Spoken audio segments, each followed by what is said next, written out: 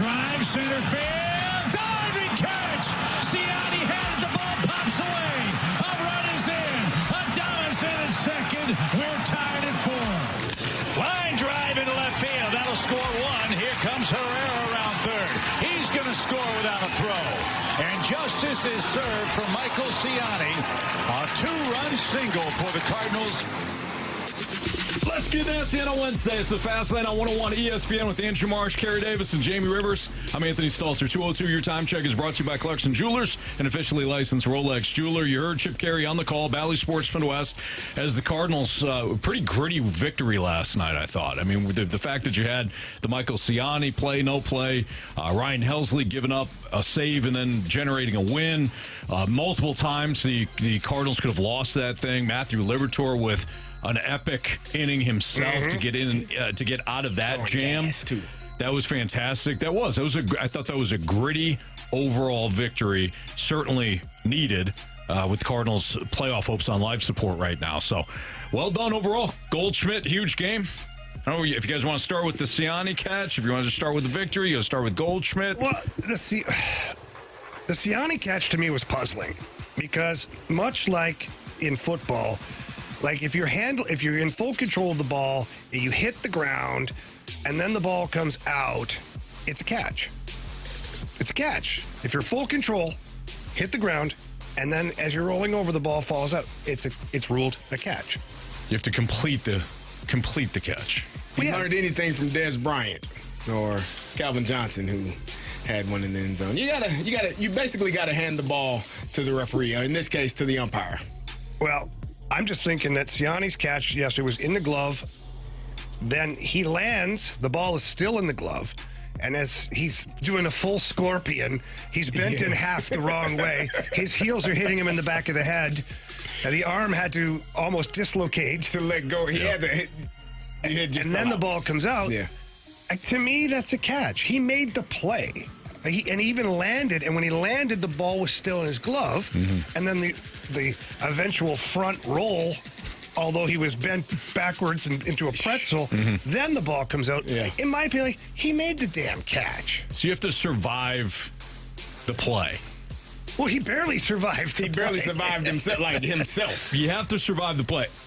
Technically, that's not a catch. I thought it was a catch. I thought, like Jamie said, when he rolled over and his elbow was almost hitting the back of his head, I was like, that's a catch, man. The ball's still in there. And then as his arm was about to break and he just said, okay, enough is enough, and the ball kind of just fell out.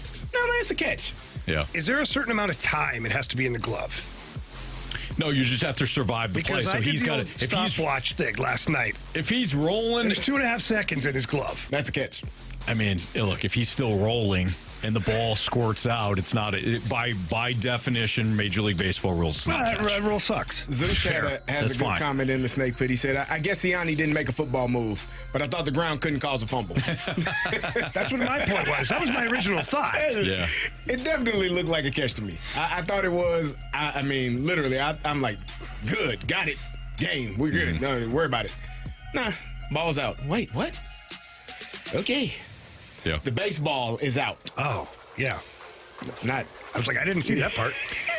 I think maybe there's some confusion too with when, like a bang play at second base, right? A transfer, but that's on a throw, not a catch. Yeah. So I think people might be assuming that if you're going to throw it and you drop it, it's still a catch. But the fact that Ciani was rolling and then eventually the ball squirts out, I understood why the play stood. We got a great text from the 573. That Ciani catch was like the Laurel Yanni audio. He said, when I watch through the lens of it being a catch, then I see a catch. However, when I watch it through the lens of it no catch, then it's not a catch. Yeah. I've never been more indecisive of anything in my life. I mean, honestly, that nailed it. Yeah. All right, so Michael Ciani, this was post-game with Jim Hayes on coming through at the plate. So Michael Ciani had an opportunity. Redemption's too strong of a word. I mean, he made an absolute epic he was so effort. down on himself after that, too. He was. So here is Michael Ciani post-game following the Cardinals' victory after Ciani came through at the dish in extra innings. I mean, that's a highlight reel catch. You got Dow, so I got to ask you again. The feeling to go from that to putting the team back on top, what's that feeling like? Yeah, I mean, as soon as I got back in the dugout, you got to kind of just brush it off and move on. It's tough to do, but the coaches said the same thing. Like, listen, you're going to go win the game for us with the bat. So, try to, as best as I can, get it out of my mind. Probably wasn't fully out of my mind, but as best as I could, and, just do what I can. It's pretty awesome, though, that he comes back to the dugout, and I don't know what coach it was because Descalso and Ollie were already at the hotel lobby while this was going on. So maybe it's Turner Ward or one of the other coaches, Willie McGee. Who knows who's down there talking to these guys. But it's pretty awesome saying, don't worry about that. You're going to go win the game for us now. And he performs. He comes through with a huge hit. Yeah. I think Michael Ciani is a really good player. That kid's a gamer. Yeah. And we had the conversation about Ciani and Victor Scott and going back and forth on that. Ciani has better overall numbers thus far. I mean, he's over a 1 WAR player. Victor Scott is actually a negative WAR player. Not that that's the end-all, be-all, but if you are looking at playing time for both guys, Michael Ciani deserve the opportunity to come back following the injury and get his job back in center field. I mean, this is your starting center fielder moving forward. I'll go back to the age thing. Everybody thinks Victor Scott is like 19. He's not. He's a year younger than Michael Ciani. And Michael Ciani right now is a better player. So the Cardinals are going to have some decisions to make. I guess ultimately the decision is going to be what's the ceiling for both of these players. And you're going to have to kind of gamble on one or the other because apparently nobody seems to think they can both play in the outfield at the same time. Yeah. Which I disagree with. I think that there might be a time and place where you can do it. Certainly from a defensive standpoint. Sure. Offensively, you're going to suffer. Are you, though? I mean, they're still, young in their career, still have an opportunity to. And we saw Mason Wynn last year. Now, they have had more at bats than Mason Wynn did last year. But his second year, essentially, he's gone off. So it's still left to be determined. We don't know what they're going to be at the plate consistently. But do you see either of those guys being a bopper?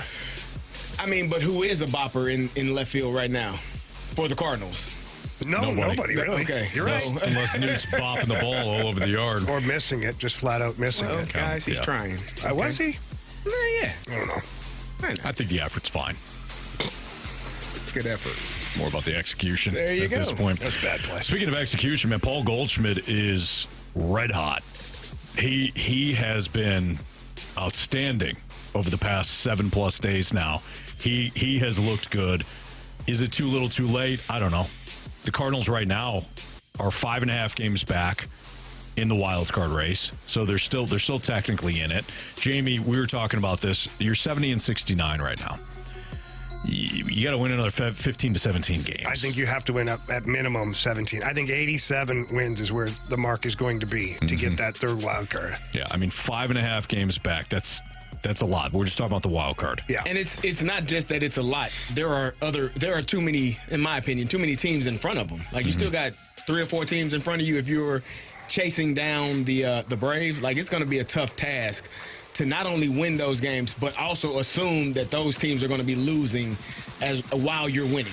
Like I think that's the hard part for me. Here's the odds. Here's the percentages.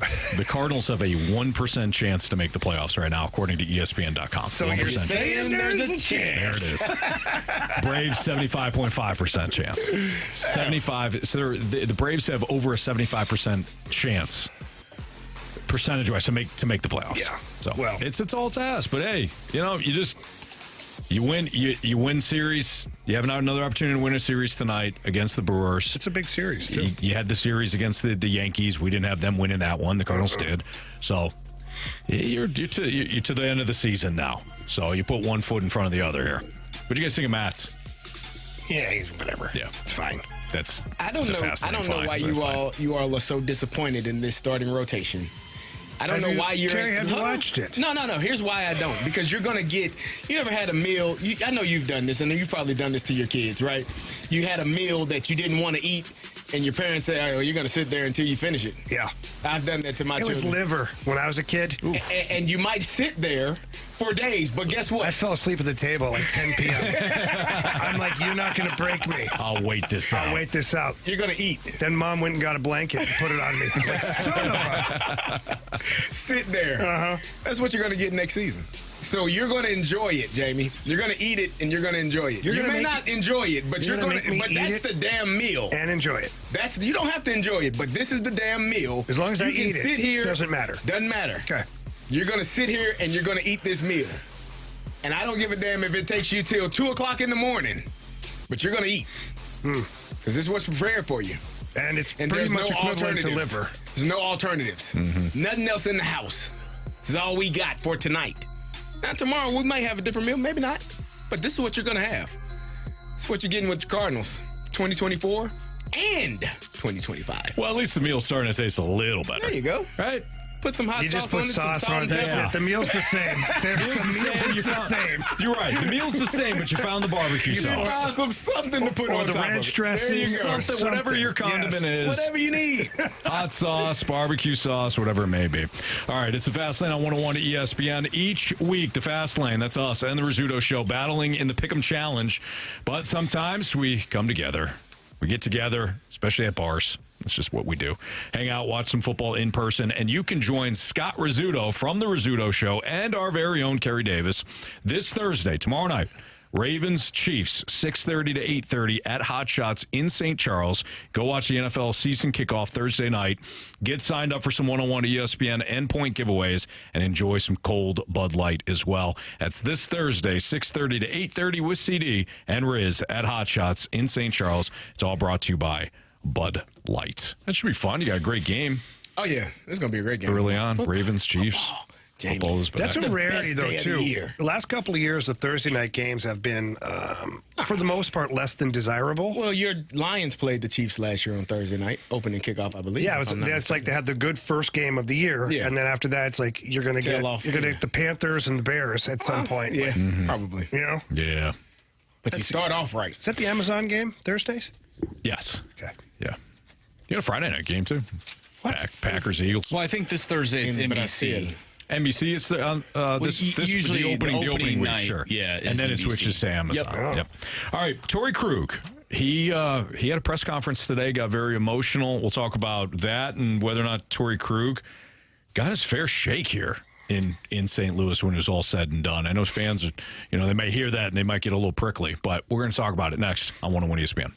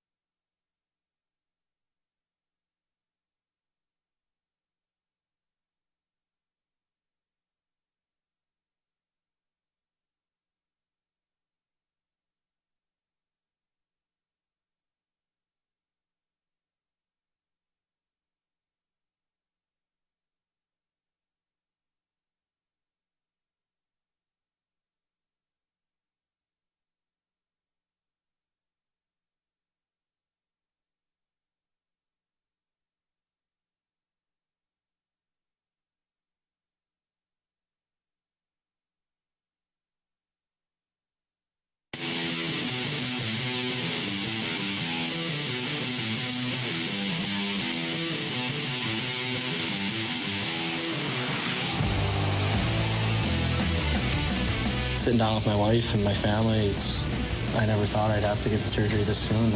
I felt good, leaving St. Louis last year, and I thought the things that I was doing, I'd be able to continue to progress and play hockey. And the following, few weeks after that, when I picked up my training, like I said, there were some red flags where I had to get on the phone and talk to the Blues and let them know what was going on. And that's just the disappointing part, because I was, at the end of last year, I was fully prepared for another season in St. Louis and progressing my career. That was Torey Krug doing his press conference earlier today, talking about the timeline, why he decided to get surgery now. Certainly emotional, and you can understand why. And we'll play another clip here when he gets really emotional about the injury and how it has impacted him off the ice. It's Fastlane on 101 ESPN. When you guys were listening, I mean, to me, we get caught up, and we did it yesterday, and we tried as we could to only talk about the hockey, from a hockey standpoint, what this situation means. It was tough. You realize, these guys are human beings, or even though they're making a lot of money, they take a lot of pride in it. Torey Krug's time here in St. Louis hasn't been great. Let's just be real. I don't know if he'll ever get a fair shake from fans, because I think a lot of fans associate Torey Krug with Pietrangelo leaving, even though that was the next signing, the next guy. Like, that was the pivot. Yeah. And it was a pivot. It wasn't a replacement. It was a pivot. You're still going to have, if you're a Blues fan, you're going to have Torey Krug and Petro being synonymous with each other. Petro leaves. Doug Armstrong immediately turns around and signs Torey Krug, who was the top defenseman on the free agent market. Yeah. We're all like, oh, okay. Like, no, we all want Petro back, but boy, that's a nice consolation prize. It wasn't for lack of effort. No. By the organization. No, it wasn't. So I don't think that, I think fans are always going to think about it that way. He also underperformed. He did. He underperformed. He did. We didn't get the Boston version of Torey Krug. No, and in fairness to Torey Krug, he also didn't get the Boston power play. Very true. While he was here. And there's been some struggles with the power play. There's been some bright spots. Last year they started terrible, and then following that, put together a pretty nice season on the power play. Was it a complete redemption? No, but it looked a lot better. And Torey Krug was a part of that. And so I dive in deeper than that, though, because this injury was 6 years ago. And let me tell you something about injuries. And, Carey, I know that you can certainly chime in on this. I'm sure you played through numerous injuries, so many you can't remember. Yeah. Same here. So, like, my hands being broken, shoulders being separated, ankle busted, foot busted, all this. And if you don't take the proper time to heal, which you may never heal properly, by the way, but if you don't take the proper time, then things heal wrong. And then your body just decides, I'm going to do whatever I have to do to keep this together. So if I have to have a bone connect to a bone here that's not supposed to be there, but we're going to do it. We're going to get through this. And then you're always just damaging your body over and over. So for Torey Krug, 6 years ago, to have this broken ankle in the playoffs and play through it and get it kind of sort of fixed in the offseason, because you have to get ready for the next season, over the course of time, that wears on a player. And this actually explains a few things to me right now. Because when I used to watch Torey Krug, although he's not a big guy and he's not the fastest guy, he had quick feet. I'm watching him last couple of seasons going, it looks like he's almost struggling to get out of the hole. And what I mean by that is your first 2 or 3 strides. Yeah. And now it makes sense. He's got this ankle problem that has been impeding him. And over the course of time, again, when it's an injury like that, it's never healed properly, even if it feels kind of like it hasn't. And then to find out some of the other things that Torey Krug was dealing with away from the rink as well. Like, this is a guy that really wasn't 100% healthy when you got him. He wasn't the same version. And I think that, too, comes into play here. I think that listening to the interview, the human side of sports, like we often just go out there and play. Like you said, your ankle is broke, so what? Tape it together and figure it out. Like that's the mindset. And as players, we do. Like you will deal with some gruesome injuries, some things. I told you one time there was a needle probably about 8 inches long that the doctor wanted to stick in my shoulder because of an AC. Nah, I'm okay. I'll just play through this. Because that needle looks worse than what pain I'm dealing with. Like you have choices, right? You either deal with pain, get surgery, find some type of treatment that allows you to play, but the human side of it and how it impacts you when you aren't able to perform at the level that you're accustomed to, and now people are questioning, are you good enough, or why are you getting paid so much, or why are you here? Like that can weigh on you. Like you can be at a point where eventually you're looking around and like, man, now the kids at your kids' school are talking about you because their dads and moms are talking about you at home. So the human aspect of it is a lot on a player, and hopefully, and I'm sure the first thing that comes to mind is for him, am I done playing in general? Yeah. Like, is my career over? Am I going to get another opportunity anywhere else, whether it's in St. Louis or somewhere else? Is my career over? That's the first thing. And then it's getting healed and then trying to put yourself back in the place where you can be at the top of your game and be on a roster somewhere. Well, speaking of the human aspect of sports, here's Torey Krug again earlier today at his press conference talking about the emotional toll the injury has taken on him off the ice. How much did the injury kind of affect your day-to-day life away from the sport? Yeah, that's, I'm going to feel better as a person, and I'm going to be able to carry my kids up and down the stairs, which, I haven't been, I'm able to do it some days, but, waking up, it's tough, so.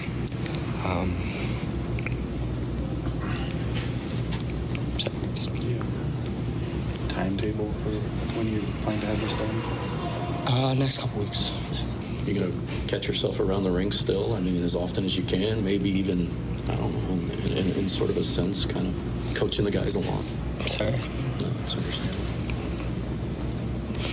I think that's,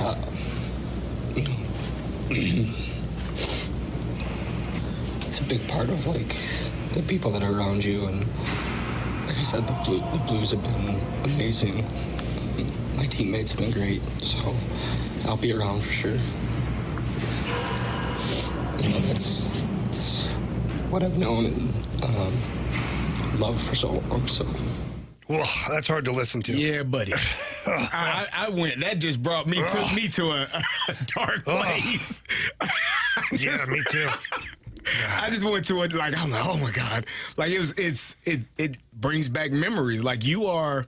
I tell people that, and Jamie, you may agree with this. Like for me, when football was done with me, it was like a girlfriend that I dated for so long, and she no longer wanted to answer the phone. I could see her. She's dating somebody younger, look just like me. He's faster, he's stronger. Why won't you pick up the phone for me? I still love you. And she's like, nah, I got this young guy now. He's with me, I'm with him. No, thank you. See ya. And see ya. And I'm sitting here like, oh.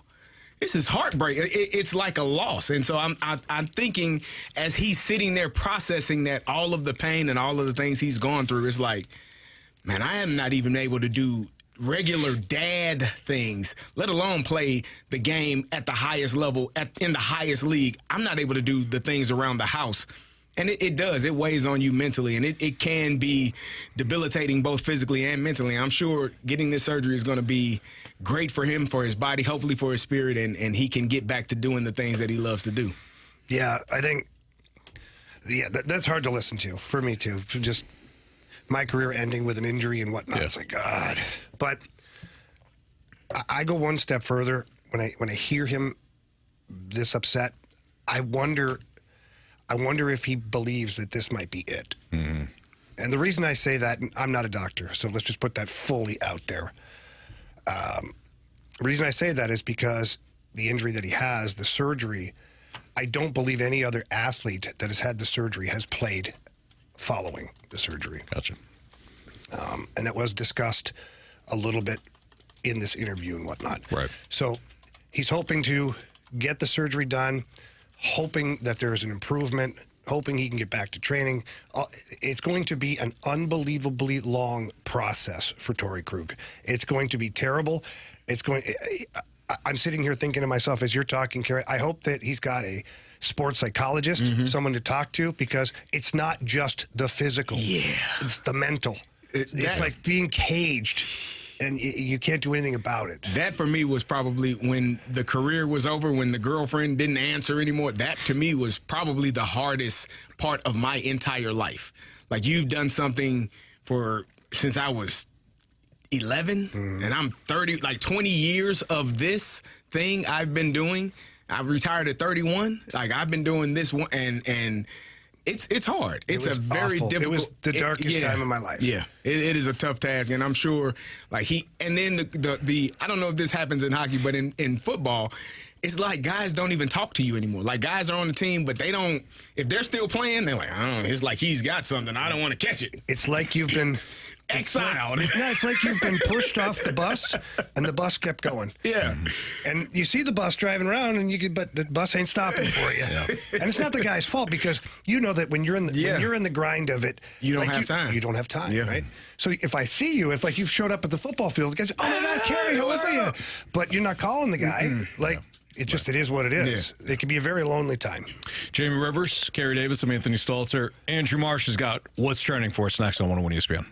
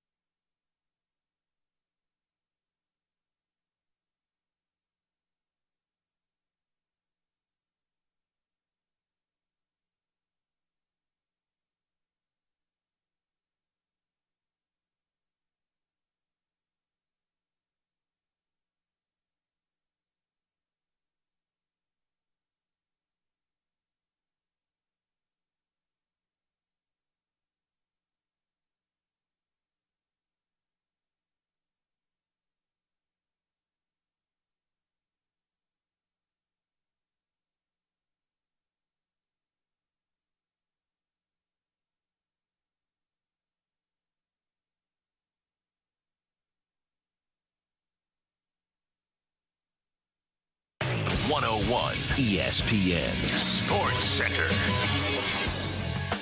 I'm Andrew Marsh. It's time for a Sports Center update driven by Johnny Londoff Chevrolet and Johnny Londoff Autoplex. The Cardinals defeat the Brewers last night by a final score of 7-4 in 12 innings. A great catch by Michael Ciani turned out to not be a catch. However, he did provide the go-ahead runs in the 12th inning. So a big night for Michael Ciani. The Cardinals will look to keep on winning in Milwaukee with Sonny Gray on the mound up against Colin Rea. First pitch is at 6:40. We'll talk with BT later in the show in the 4 o'clock hour, so stay tuned for that.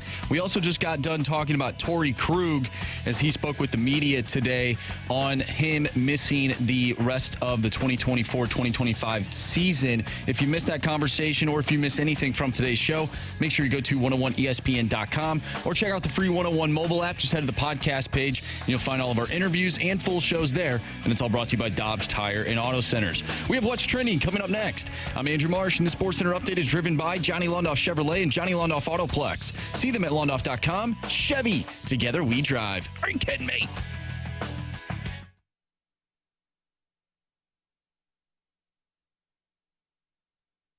It's time to find out what's going on in the sports world with What's Trending Now. Brought to you by Goodwill. Donate a car and get tickets to the St. Louis Cardinals.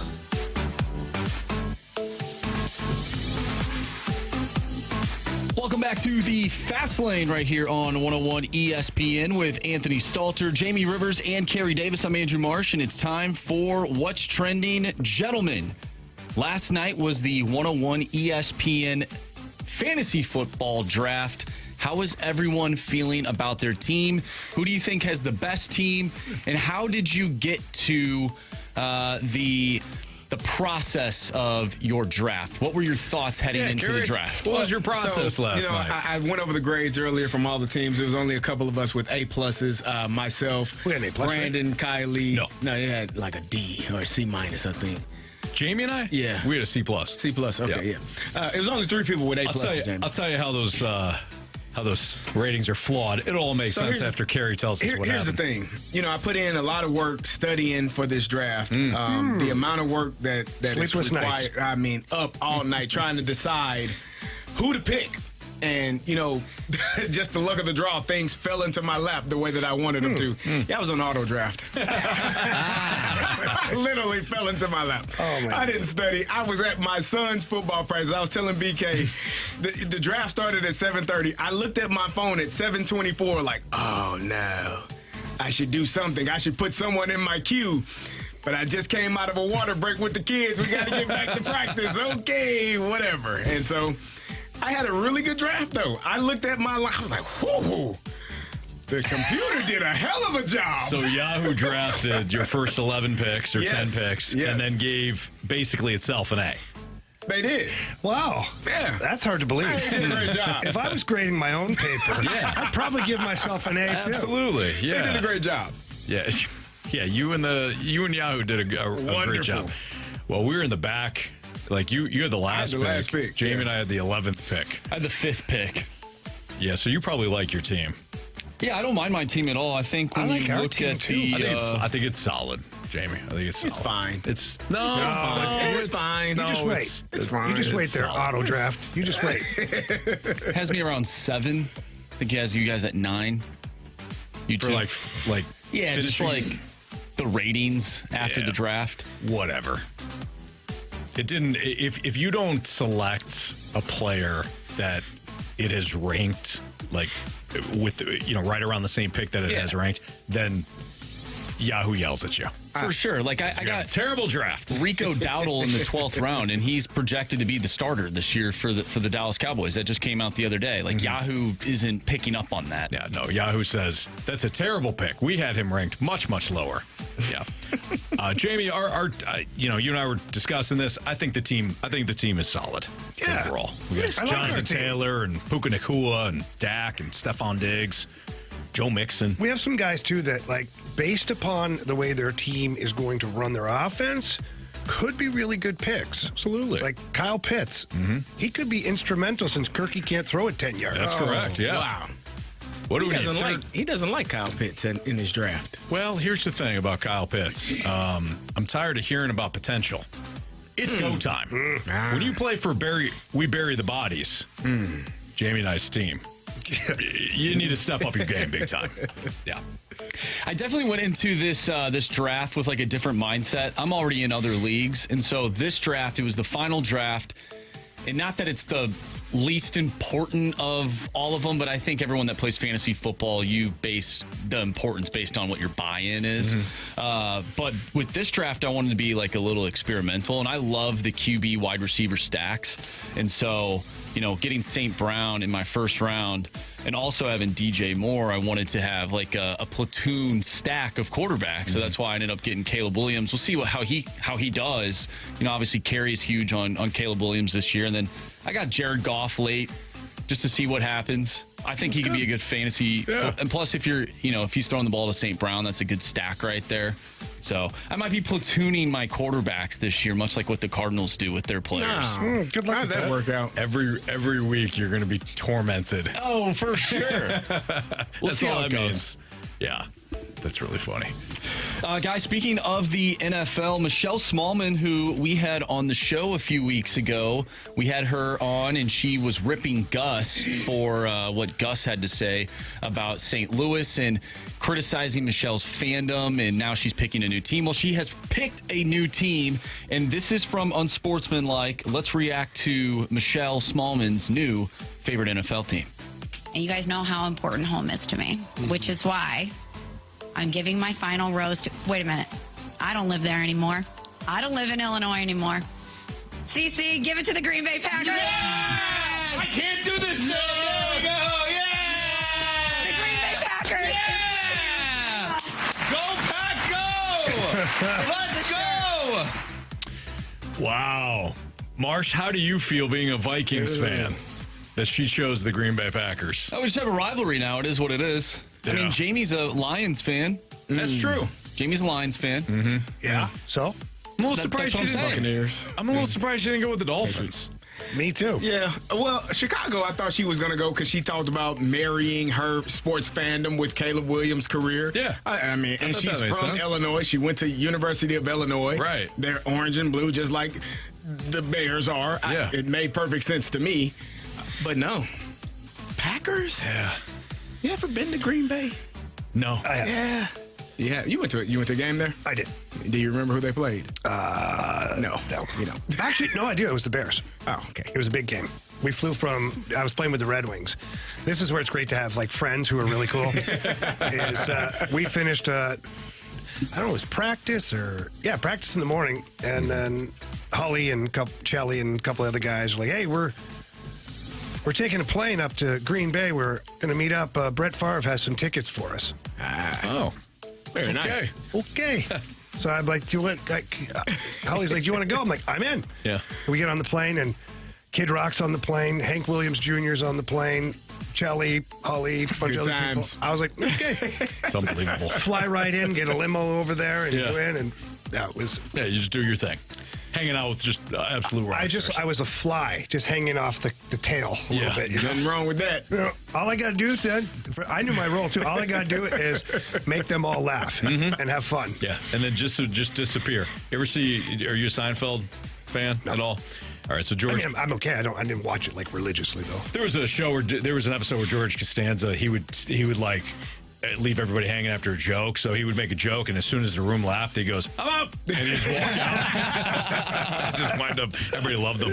All right, it's Fastlane on 101 ESPN. Which non-playoff team in 2023 has the best chance to make the NFL playoffs this year? That's next on 101 ESPN.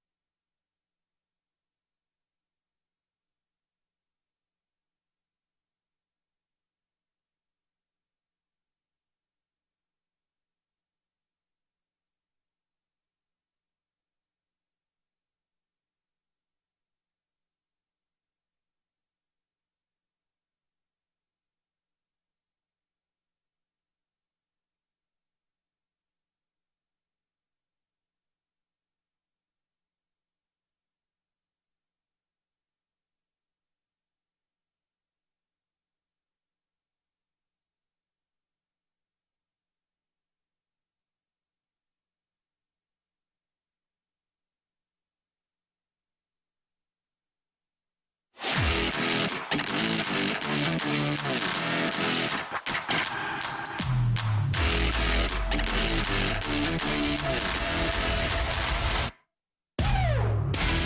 Fastlane on 101 ESPN. Carey Davis, Jamie Rivers, Andrew Marsh, and Anthony Stalter. Which non-playoff team in 2023 has the best chance to make the NFL playoffs this upcoming season? I think there's a lot of different ways that we can go with this, but if you guys were just to take one team only, to bank on making the playoffs this season after not making the playoffs last year, who would it be? The Bengals. Bengalis? Yeah. Marsh hates them this year. I never said that. And Jamar Chase is practicing, I believe, today. He was wearing a jersey at practice today. He had pads on? Well, you know what, Carey? He hadn't practiced yet. He'd been there. I think he did some individual drills. That's not practice, though. He'll be fine. I agree. Yeah. So Bengals for Jamie. He is in uniform today at practice. There you go, Carey. Who you got, Marshy? I think it's got to be the Falcons. No? Yes. I'm not just trying to, That's a factory of sadness. I couldn't put my money over there. I'm not trying to pump Anthony's tires by any means, but that's got to be the worst division in football. And now that... Oh, yeah. Big time. I mean, their defense is better. They have a better quarterback situation. Ish. I said situation. They do. Yeah. They have a better quarterback room. There's no doubt about it. For sure. You go from Desmond Ridder and, while we love him, Taylor Heineke could call his law, to Kirk Cousins and Michael Penix. The room has been upgraded. Yeah. And also, I mean, look, the Falcons have upgraded big time. The O-line was good overall. Like the O-line was already good. They got Bijan Robinson, they got Tyler Edgell, so they got a running game. They've got, Drake London. Kyle Pitts is essentially a wide receiver. We'll see if he can stay healthy in what he does. They added more speed in Darnell Mooney. So, the offense should be good. They're running Zach Robinson's offense, which is the same offense that Sean McVay runs out in L.A. Obviously, he's not the same play caller, but a lot of use of 11 personnel and all that. Defensively, their secondary is solid. They added Justin Simmons to go with Jesse Bates. They got A.J. Terrell. The other corner spot is a little iffy right now. Matthew Judon to give him some pass rush. Grady Jarrett's coming off the injury, but I think that is a really good. I think that, at least on paper, that's the best team in the NFC South. So I'm with Marshy on that. For me, it's a good pick. It is. It's a very good pick. Not a bad pick at all. I'm going to go with the New York Football Jets. Oh, good. Here's why. I thought you were going to go with the Giants. The way you've been pumping up Daniel Jones. Seriously. Those guys. Love the Giants. What have they done? They'll be 0-1 after week 1. I mean, playing the Minnesota Vikings. They certainly are. All right. The Jets. That was a tough game. The Jets went 7-10 last year with Tim Boyle and Trevor Siemian taking reps at quarterback. They got a quarterback healthy. They got one of the top defenses in the league. They did last year. They were number 3 in yards, in total yards, number 2, I think, in passing yards allowed. They're going to be a really good team. As long as the quarterback position is healthy. You got Breece Hall, who is healthy again. He was on pace for Rookie of the Year his first year before he tore his ACL. You got Garrett Wilson, who won the Rookie of the Year. They're going to be a really good team.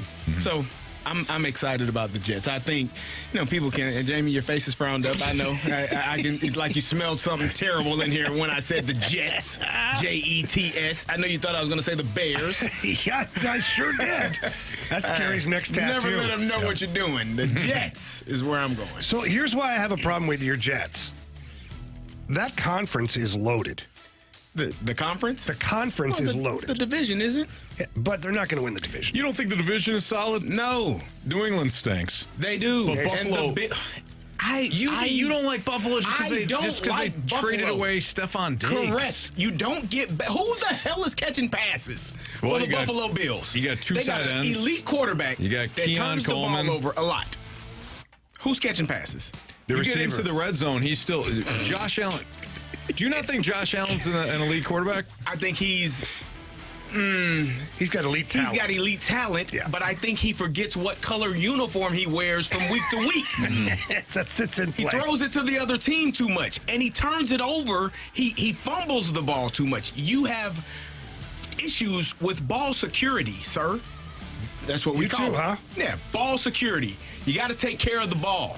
High and tight, carry the ball. Don't turn it over to the opposing team. And my question still stands. Who the hell is he? You throw it, Keon Coleman? You got two tight ends. They're going to go two tight ends a lot. The Patriots had two tight ends. They got Coleman. The Patriots had two tight ends. They were worked out really good. well. Yeah. One of them is a Hall of Famer. One of them may have been on the path to, but he got misled. Yeah. He took the wrong road. He took the wrong road. I think the demise of the Bills' offense has been greatly demised. Exaggerated, I mean.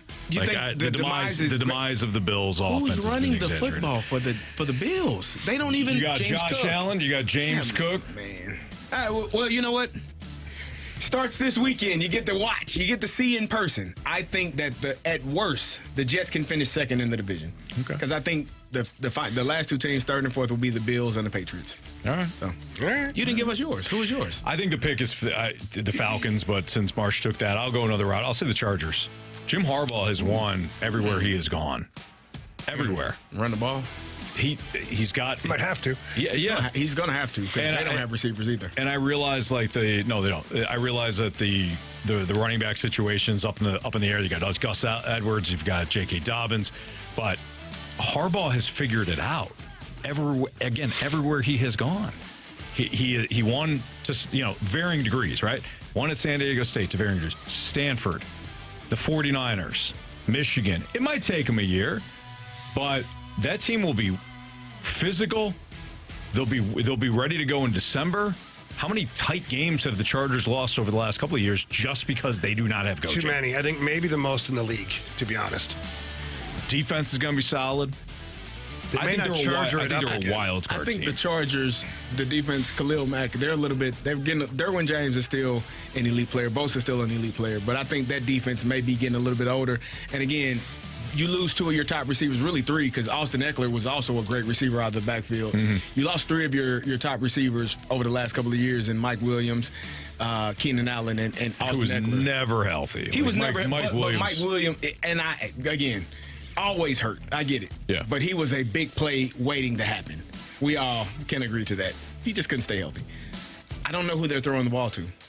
I haven't seen enough from the receivers that they have on that roster to say that they're going to be. And Justin Herbert, you didn't pay him all that money to hand the ball off to Gus Edwards and J.K. Dobbins. Right. So, two former injured Baltimore Raven running backs. You got Ladd McConkey. Oh yeah, from Georgia. Yeah. I mean, they're kind of a sum of their own. Is that what's his name's son? Who's that? There was a McConkey played receiver. You're thinking of McCaffrey. Nope. Trust me. I think we've had this conversation. There's an old. I'm telling you right now. You did have this conversation. I don't think it's him. It's either that or major deja vu. Yeah. No, I feel like we've had this conversation. So DJ Chark, Josh Palmer, like Quentin Johnson, that's going to be a bust of a pick. Yes. And then Ladd McConkey. Yeah.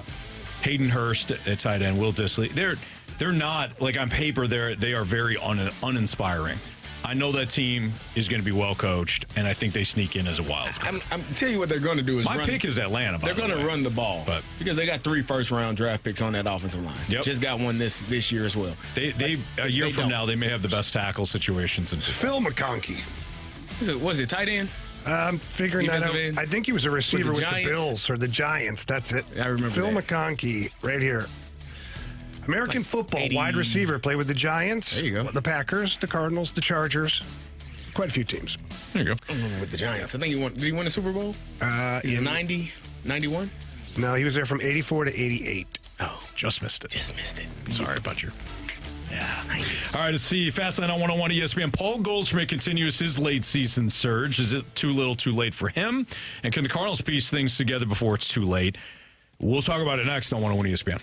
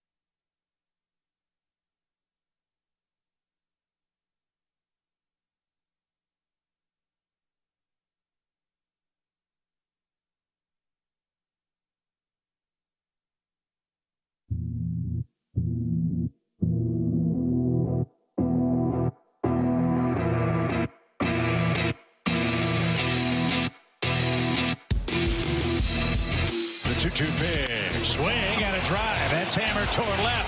That one's not coming back. A line drive home run for Paul Goldschmidt. He's 2 for 2. This guy has found it. I know it's been a maddening season for Paul Goldschmidt. The numbers on the back of the baseball card don't look like they have all season long. Well, I'll tell you, he has found it. Everybody loves it. There you go. That's Brad Thompson. The last one there was Janet, of course, and Brad Thompson. And the start of the audio clip, of course, was Chip Carey. It's the Fast Lane on 101 ESPN 302. Your time check is brought to you by Clarkson Jewelers, an officially licensed Rolex jeweler. So Paul Goldschmidt, outstanding night last night. His last 7 games, guys, he's hitting .517 with a .533 on base and an .862 slug. His last 15 games, Goldschmidt, 373 average, .403 on base, 610 slug. His last 30 games, 301 average, 358 on base, 531 slug. So over the last month, he's gotten better and better and better and better. Is it too little too late? Well, you can look at this in a variety of ways. Is it too little too late for him and the Cardinals, or can you kind of parts and parcel some of that? I think we need to kind of cut this up a little bit. Yeah. Separate it. Because is it too late for the Cardinals? Probably. Probably, right? For the team, like we went over the math earlier. They basically got to win 17 of the next 23 games. Yeah. They haven't been able to do that all season long. So it's going to be difficult for the Cardinals. But so yesterday we had the conversation about Paul Goldschmidt. And I think to a man, except for Carey, who was pretending to be the Cardinals at the time, not his own personal opinion, just the Cardinals' opinion, that you'd sign him to 2 years. No, it can't be your opinion. What is your opinion on it? That they are going to sign him and bring him back. Do you, Carey Davis, believe Do I think that they should? Yeah. No. Okay. Do I think that they will? Yes. Okay, so that's what I'm saying, though. What do you think they should do? Yeah.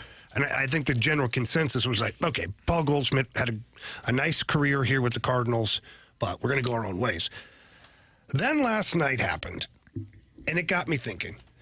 I did a little deep dive into the numbers, much like our guy Marshy, who's a little more precise than what I was, but I went, oh, my God. This is going to get him another year at minimum. It is. And then I said to myself, but wait, it gets better because there was an argument going on in my head. And then I said to myself, if Paul Goldschmidt can hit 25 home runs, which he will hit, I think, by the end of this season, in his worst season ever, if he can hit 25 dingers, and now I'm sitting there going, I'm pretending to be the Cardinals. Okay. I think I'd sign him. If he can give me 25 to 30 home runs next year, 25 home runs this year, his worst season ever as a Major League Baseball player. Yeah. Even if he's a hair better next year, I'm looking at 25 to 30 home runs. Uh-huh.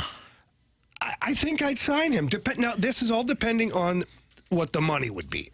I'm not giving him his $17 million to the percentage that they have to qualify him. No, Paul Goldschmidt will hit free agency and will have the nudge, nudge, wink, wink deal to where he only listens to our offer. And I would offer him something that could eventually total $10 million. Mm-hmm. So whatever base salary you want, whatever incentives you're talking about, but 25 home runs, like Goldie's going to end up being the number one player for the Cardinals in home runs. He will lead the team in home runs by the time the season's over. That's because Gorman is in Memphis. And Alec Burleson has cooled off. All that has happened, right? Yeah. Regardless, how bad has his season been? It's been awful up until the last month. Mm-hmm. And in 1 month, he's got himself now, I think he's tied for the lead on the team in home runs now. 21. And so is Burleson, I believe. Sure. I don't know how you don't entertain bringing him back. And that's against everything I've been saying. Okay. Here's my question, though, right? If we just want to isolate Paul Goldschmidt and his stats like you're doing, I know. It makes sense to say, well, are you going to get that type of production from somebody else? You might not. Where is he hitting? That's my question. That's, I think, the guys, I think that's the biggest thing we overlook. What has been the biggest problem for the Cardinals offensively this year, save for runners in scoring, like hitting with runners in scoring position? Well, the middle of the order. The middle of the order. Yeah. The middle of the order is the problem. We bitch and moan on these airwaves all the time about the Cardinals just patching over things. They can't patch over the middle of the order. So Paul Goldschmidt, if he just says, Jamie, to your point, first of all, we don't know at 37 if he's going to hit 30 home runs, right? Maybe he hits 20, okay? Would you take that production, 20 with the defense, and, an average WRC plus, like right around 100, maybe 105. He's at 102 right now, okay? That's an average. That's a baseline average. Where is he hitting? Because if the Cardinals are like, well, we're going to run this thing back with Goldie, let's do this. And they plug him right back into 4, you're going to have the same issue. Yeah, no, I don't think that's – so for me, that's not the solution. For me, he's hitting 6th or 7th. And he can still produce 20 to 25 home runs. Mm-hmm. And looking at this right now, Goldie's WAR is identical to Alec Burleson's right now for the season. Right, and Burley is not a middle-of-the-order hitter either. I understand, but what everybody's saying, well, move on from Goldschmidt. Burley can play first. Burley gets those reps. Goldie at 37 has the same WAR as Alec Burleson, who Alec Burleson's had a breakout year. Yeah. Goldie's had a bad year, yet they're sitting there the same. Mm-hmm. So that's where it starts to play games with my brain, because I want to be talked out of it. I do. Sure. Because I've been against it all year. I want to be talked out of it. But when I look at the numbers, and then I'm looking at Goldie now, who seems to have found some kind of little fountain of youth here at the end of the season, I start playing games with myself. Sure. And then I'm like, maybe I'd bring him back. This is going to be the biggest challenge, guys. What do you do about the middle of the order? Because if you run it back with the same team, you're going to have the same issues as next year, unless one of these players takes some astronomical leap. Where do you go? Like, what is the resolution? What is the solution to that? Because I almost want to quote Rick Pitino. Mm-hmm. Larry Bird ain't walking through that door. Right. Yeah. Like Kevin McHale, Albert Pujols ain't walking through that door. Like, where do you go to fix it?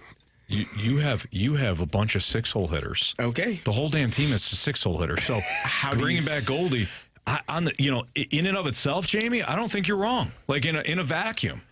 In a vacuum, I could be talked into it too. Hey, would you like his defensive production? Hey, would you like him, 20 home runs? Hey, would you like his leadership and all that stuff? Yes, please. And then it's like, wait a minute. We're also going to hit him 4th or whatever. We're just going to hope that he does it again. No, you have a bunch of 6-hole hitters and Mason Wynn. So how do you fix that? I don't know, because you can't spend for it. But you also can't walk away from 25 home runs. What are you replacing it with? You could have fixed it at the trade deadline the last 2 years with anybody. Like you could have. There are ways that and you all laughed me out the room when I said Ryan Helsley. It's wonderful. You said maybe he wins the Cy Young. Cool. You're not gonna make the playoffs. You weren't going to make the playoffs 2 months ago. I don't think you're getting a cleanup hitter for Helsley, though. At least not a good one. But you could have gotten prospects. You could have gotten a lot more at the trade deadline for last season and this season. This team is going to be I gave you all the example earlier at the first segment. You're going to be eating that liver, and I don't care if it takes you till 2 a.m, Jamie. You're going to like it. Put some barbecue sauce on it. Put some hot sauce on it. Hell, put some cheese on it. I don't care. Whatever you got to do to finish your meal, that's what you're going to get. Because, as you just said, Anthony, it's 6-hole hitters. But where else are you going to go? You're not going outside of the organization because that requires you to make a trade. Yeah. So where do you go? The only slightly realistic option is to call Oakland for Brent Rooker. I don't know what I don't know what Oakland's going to want. It's going to hurt because that is somebody that can hit in the middle of your order. But the good thing is Oakland wants to continue to be terrible. Well, they're going to be. So moving on from him may not be that difficult. It might not be. Now, it's still going to cost you, though. Yeah. We get a text here from the 636 says, if you sign Goldie, you're hurting Burleson from playing first base, and he can hit 25 to 30 home runs. I don't think that's the issue. Goldie. My problem with that statement, though, is Goldschmidt is tied right now with Alec Burleson, who Burley has not been blocked all year. No. He's played in the outfield. He's been the DH. He has not been blocked all year. And he's sitting there, a career year for Alec Burleson. He's sitting there tied with Paul Goldschmidt in WAR and home runs. And what is a down year for Paul Goldschmidt? Which is his worst ever. I don't think that's the issue. I did. I'll just be upfront. I I was looking at it as like a first base thing and a blocking thing, just like the texter stated there. I don't think that's the issue. I think the issue is the same issue that you've had this season with Arenado and Goldschmidt not being middle of the order hitters. Yeah. So anybody that's saying, hey, bring back Goldie or don't bring back Goldie, I think is a separate conversation. Where are you going to find somebody that can hit in the middle of your order and give you that production? Is he on the roster? That's the question. Is he on this current roster? Is he in Memphis? No. Not based on what we've seen. Then you have then you're going to eat your meal and you're going to deal with it because it's going to be run back. It's going to be the same faces, the same names. There is not going to be some blockbuster deal in the offseason. I would call. There's not going to be a free agent that is brought in the offseason that's just going to make your eyes pop out of your head. You're going to hope and pray that this team does better. You're going to hope and pray that Goldie, what you see in August and September, can repeat itself from March until next August and September. And if not, you'll be in the same position you're in now. Well, why do you need that type of player if you're going to go the route of the young guys? Like, if you do that, you're already kind of telling us you're not really competing for the postseason. If people want that because they want an organizational shift, then you have to live with that. Mm-hmm. So I don't necessarily think that you need Paul Goldschmidt in the middle of your lineup if you're trying to go with this youth movement. That's the whole point of the youth movement, is to figure out which player could be that middle of the order bat in the next 3 to 4 years. And if you can't find them, then you've saved some money and you can wait a little longer, and then you can go out and then spend on a big time bat or trade for another guy, much like you did a couple years ago when you acquired Paul Goldschmidt. You're just doing the same thing, except for you're getting a younger player. So what you're saying, Marsh, is just like wait it out. You're going with the youth movement. You try different guys. It might be frustrating, but that's what we're asking for, is it not? See if anybody can fill that spot. Yeah. Because otherwise you're running, like you said, you're running back the same exact thing. And what are we accomplishing then? Nothing. Yeah. I'm just telling you that based upon what I'm seeing, Paul Goldschmidt will be in a Cardinals uniform next year. And which is fine if they also address the bigger issue. That is my take on it. I think it's only fine if there's only a small dollar amount attached to him. If you've got a hefty, if he's making $15 million plus next year, that's a big issue for me. I think that'll be too much. Totally. $8 to $12 million. What did they give Adam Wainwright for his last season where he could barely pitch? Yeah, but he also sang the national anthem. He was developing a country music album at the time. He delivered one hell of a concert at the end of the year. Like, you know, Jamie, here's the thing. Here's the thing with you. You know the price of everything, but the value of nothing. I appreciate that, Anthony. Appreciate that. Yeah. I had no idea Waino's contract was tied to all his musical endeavors. Oh, yeah. That's on me. Well, I didn't either until I saw everything that he did last year, you know? Which was more music. Yeah. So that's why I have a problem with that dollar amount. Fair. Yeah. I do find it interesting. The 314 text in, Goldschmidt is getting junk runs at the end of the season. They don't matter. The season is over. Basically, when the pressure was on, he wasn't worth a damn. No, I don't We disagree. have seen that in the past years when you're at the end of the year. Like, even his MVP year, he started to kind of tail off, and that led right into the postseason. Yes, he had a rough August. So now it's like, okay, you're 5 games out, and you know, the season's kind of done. It's a little too late. I totally agree with that. That has been, that has been a regular thing for Paul Goldschmidt. I guess for me, to try and wrap my brain around this, to kind of put a bow on it, for me only, is if you can get Paul Goldschmidt at a 5, 6, 7 million, somewhere in that area, and he can put up 25 home runs, you can't tell me you wouldn't go sign an outside player for 5, 6, 7 million that could hit 25 home runs. In a vacuum, yes. In a vacuum, I agree with you, yes. And then you still also get his Gold Glove defense at first base. Yeah. While you're doing this transition through the youth, I don't think Goldie has to be the only sacrificial lamb. I think you can look around the diamond and find some other guys that you can maybe move on from. That's a good comment. I'm with you on that. Yeah. Yeah, if you can kind of figure out a way to free yourself of some of these other guys, and then I'm with you. All right, we're going to play Prove Me Wrong next. So if you have a Prove Me Wrong statement, you can send it in the Air Comfort Service text line, 314-399-9646. Again, Prove Me Wrong next.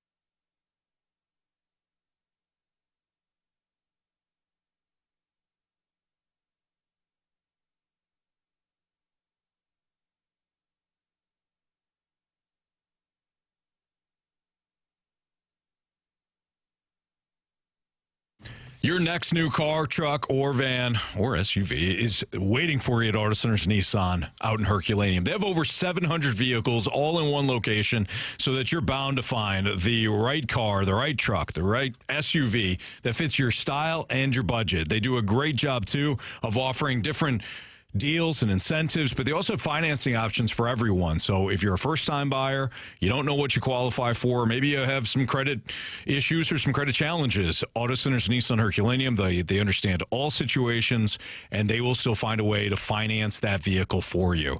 They've got the 30-day return car promise within 30 days. If you're not completely satisfied with the vehicle for whatever reason, you want to bring it back, they'll refund your money. They'll set you up with something else that you're looking for. They've got the complimentary lifetime warranty on new Nissans and the complimentary one-year maintenance on new Nissans. They do a great job taking care of you from sale to service out in Herculaneum. Visit them online at autocentersnissan.com.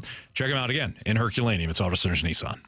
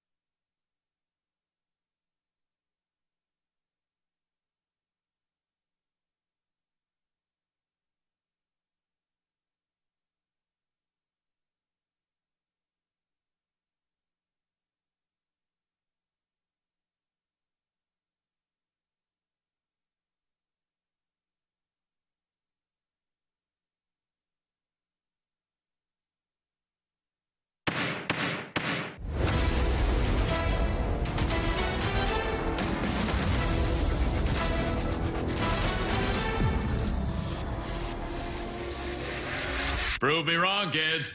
Prove me wrong. Time for Prove Me Wrong in the Fast Lane on 101 ESPN.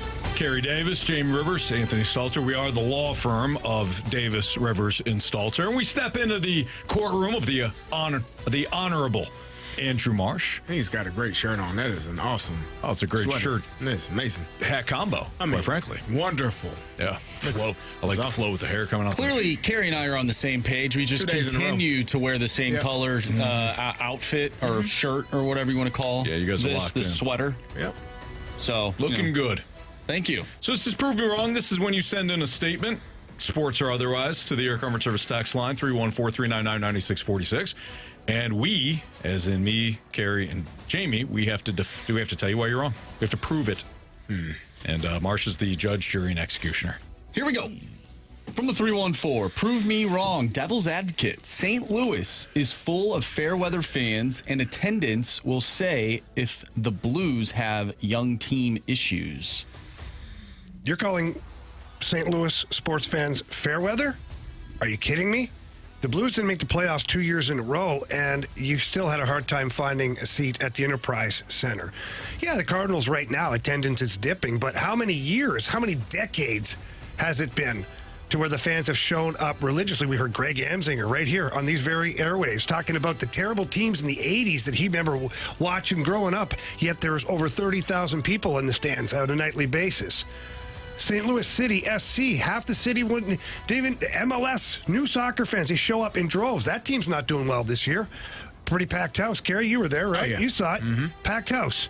The Battlehawks, a minor league team, basically. I know it's a professional football league, but our fans here in St. Louis are so damn good that the league made the championship game here in St. Louis. Why? Because you get the best sports fans around. Bottom line. Book that. Nice job. Well done. Thank you. From the 636, prove me wrong. Zach Bolduc will be traded from the Blues before he ever plays a full season in the NHL. Why would you trade that guy? Why would you trade young talent like that? Are you kidding me? You see the kid's speed, his shot. He has scored at an elite level everywhere he has played. Watch his development last year. Started out, third line, off and on. Then where was he? To end the season, he was playing in a top 6 role. And what was he doing?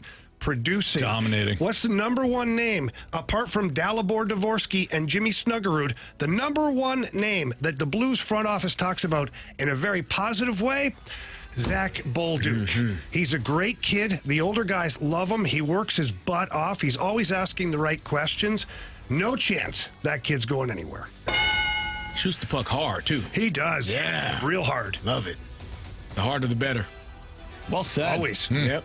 From the 314, prove me wrong. The Falcons will finish as a top 2 or 3 seed in the NFC, benefiting from a bad division. Yeah, they had a bad division last year, too. How'd they do? Not too well. No, they fixed the quarterback position. Did they? Guy's coming off the Achilles injury. Gave him a whole bunch of money. Why? Had him at gunpoint. That's the only reason. This is the Falcons we're talking about here. 28-3. They also were up at one point in the NFC Championship game to the 49ers. They were up 17-0. Lost that one, too. This is a team that consistently finds ways to lose games in the fourth quarter. Thank you. I didn't think you were going to take that one. All right, now that we got that out of the way. Too much ammunition. From the 314, prove me wrong. Not only should the Cardinals front office be held accountable, but so should our hitting coaches. Why do ex-players have so much more success other places recently? Well, here's the thing. Those guys have success elsewhere because they actually get opportunities. It doesn't come down to any sort of hitting coach. It's not like the OC. It's not like if I was the hitting coach and Jamie and Carey were the hitters, I'm like, hey, guys, here's the game plan today. You're going to hit this one up the middle. And then those two guys say, okay, here's the game plan. And then they don't, and it's my fault. I'm not calling plays as the hitting coach. It comes down to the players executing, but they also have to have the opportunities to do so. And if you don't get enough runway, it's not necessarily about games played or at-bats. It's about constant and continuous opportunities. Guys here, they play the matchup game consistently. They don't get in any sort of rhythm. Then they go elsewhere. They're hitting in a better lineup. They're getting the opportunity to play, and they wind up doing well. It's not necessarily the hitting coach. Well done. Thank you. May need a joint effort from all three of you to prove Hockey Bob wrong. What is he doing now? Can you prove Hockey Bob wrong? St. Louis fans are fair weather fans because they can't take losing gracefully and complain about, and this is in all caps, everything. It has nothing to do with the fan attendance. It has to do with behavior when teams ain't doing so well. Show me. Well, let me start out. Show me a fan base that's okay with losing. Thank you. show me a person that is okay with losing. I mean, if you're okay with losing, then I don't. They may have a name for that. I won't say it, but I don't know what you call yourself. People want to win. People want to be around winners. People want a winning team, program. They want a winning organization, a franchise at all levels. Those are not fair weather fans. Those are intelligent people who understand that winning brings joy. You know, I was a head coach a couple of years ago. I was an offensive coordinator some years ago, and I went to the doctor. We had lost 9 games in a row. I feel sick. Something's wrong with me. I went to the doctor. The doctor said, no, you're fine. I was sick of losing. I was sick. Didn't show up on the test. Physically, there was nothing ailing me that the doctor could find. Blood work, no strips, anything, nothing. It was just from losing. Fans are not fair weather. They just don't want to lose or be around losing teams. Right. That's it.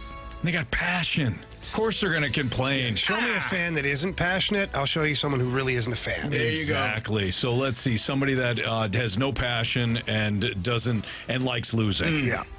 Those people have brain damage. And those people are in other cities cheering for their teams. Yes. Yeah. Not here. No. Nah. Not up in here. Also, why? Thank you. Why does spending money on your team equate to how big of a fan you are? Like, why does going to the game equate to how big of a fan you are? Because I watch games at home, and I still root for the team, even though they're not doing as well as we'd like them to. Now, they won last night, but I'm not actively rooting against the team. I'm sure there's a lot of Cardinal fans that aren't actively rooting against the team. They just don't like the ownership group, or they don't like the front office. And it's hot sometimes. Well, the team is really just hot. That too. But like, why does the amount of money that you spend on a team have anything to do with how big of a fan you are? It shouldn't, because some people don't have money to spend. They don't have. They don't. What about the person who doesn't have enough money to go to the games, but they're painting their face in their own living room on Sundays? Now that's a fan. Yeah. I have never painted my face. Nah. You fans that paint your faces in body paint, show up with the number 1 finger, the foam number, not that finger, Jamie, not the finger you gave me on the highway that day. Oh, the Jamie. foam finger number 1. You show up with that, you're a fan. Yep. Like, That finger right up there. The Brewers had like 20,000 fans at the game last night. That was like the attendance that was. That crowd looked a little low too. It did. They're in first place. Yeah. Now the Yankee fans were there. They showed up. They looked. Well, they got 2 guys who are really fun to watch. I mean, they got a guy with 56, 7,500 home runs. That's really good point. For those 80 games. Hey, will the Blues' success on the power play this upcoming season dictate Torey Krug's future in St. Louis? Yes and no. That's next on 101 ESPN.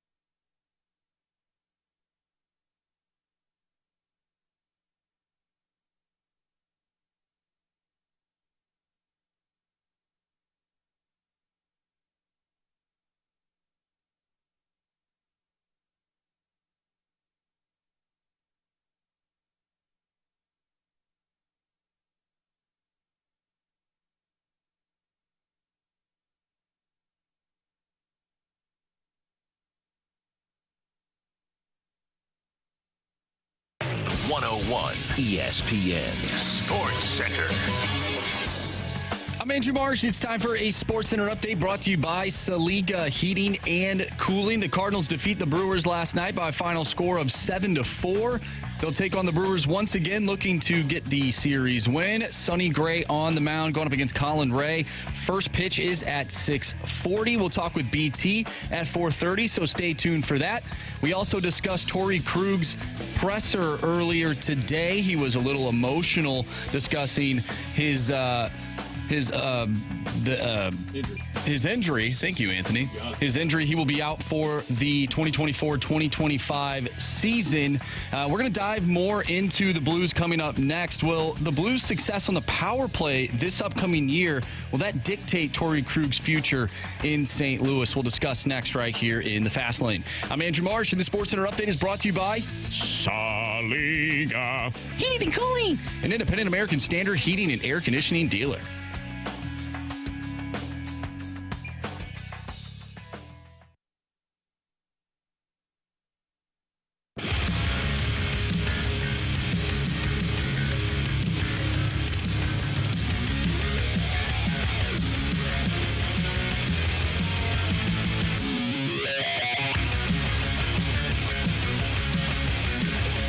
It's a Fast Lane on 101 to ESPN. Carey Davis, Jamie Rivers, Anthony Stalter. We've got some Bud Bash tickets to give away right now. We have your chance to shoot your shot. Yeah, that was I walked entirely on that one. It's contagious. We got a 4-pack of tickets to next Tuesday's Bud Bash game for Cardinals and Reds. It's the final Bud Bash game of the season and features a limited edition Chris Carpenter bobblehead giveaway. Here's your trivia question today. What year, what season was Chris Carpenter the NL ERA leader? What season was Chris Carpenter the NL ERA leader? So if you have the correct answer, text in now 314-399-9646. You can win the free Bud Bash tickets right now. And thank you to Budweiser for hooking us up with Bud Bash tickets to give away all season long. We talked earlier in the show about Torey Krug, and Torey Krug, the press conference very emotional today about the injury and about how it has impacted not only his on ice performance, but off the ice with trying to take care of his family and things like that. It was very emotional. As we switch back to the hockey aspect of this, will the Blues' success on the power play this upcoming season, will it dictate Torey Krug's future in St. Louis?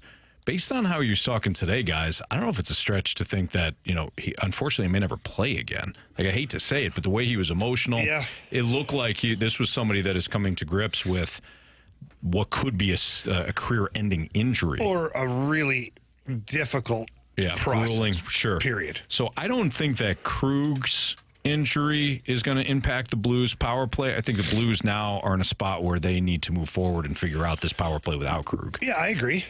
And we talked about it yesterday a little bit. I think Justin Falk is the answer right now. And it's not even like, he's the patchwork. No, Justin Falk has, since being a St. Louis Blue, Justin Falk has never had the opportunity to be that number one power play defenseman, which he was in Carolina for many years. And he did a really good job there. And to go back to what we said yesterday, I like his shot first mentality. And he's got a cannon. He can really shoot the puck. Apart from Colton Parayko, I would argue that he has the hardest shot on the team. And he's got a great one-timer.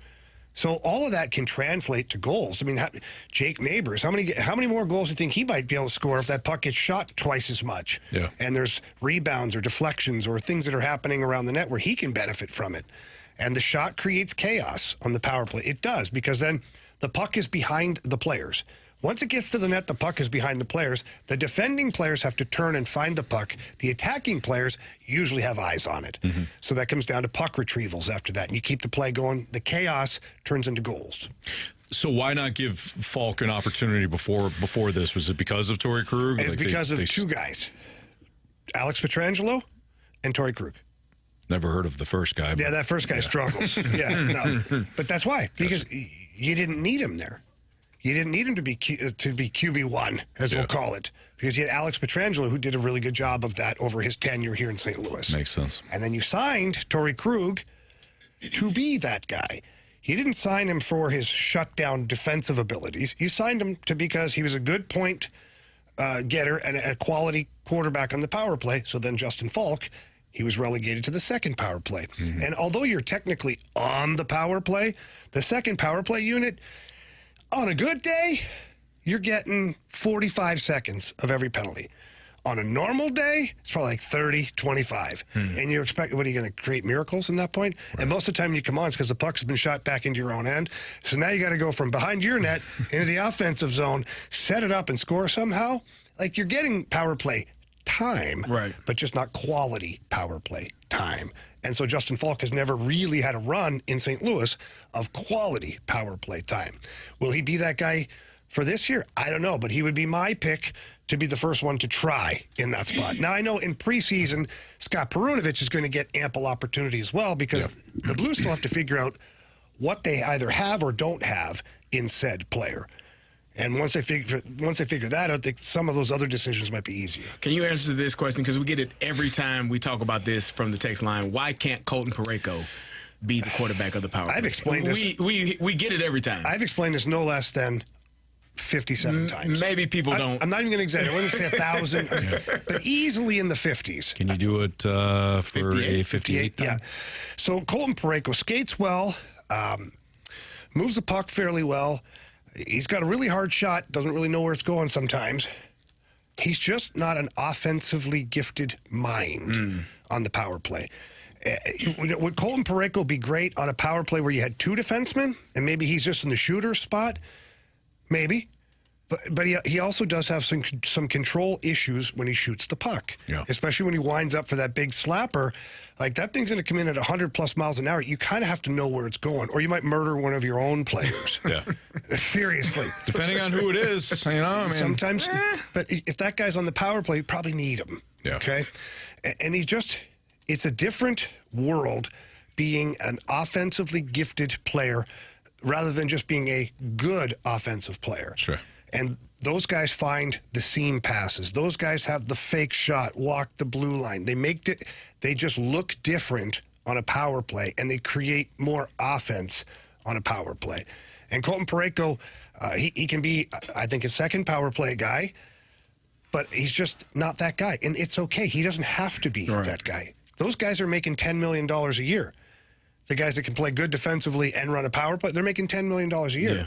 Colton Parayko's making 6.5. So let's continue to have Colton Parayko do what he does best, which is be one of the best shutdown defensemen in the NHL. Perfect. I think that's pretty good. It's pretty good. For the 58th time. There you go. Proud of you. Tomorrow, the 59th time. Jamie Rivers, Carey Davis, Anthony Stalter. There was more comments made over the weekend about something that I can't wrap my head around. I completely disagree with a take that one of the national guys had on a hot topic. I'll tell you what that is next on 101 ESPN.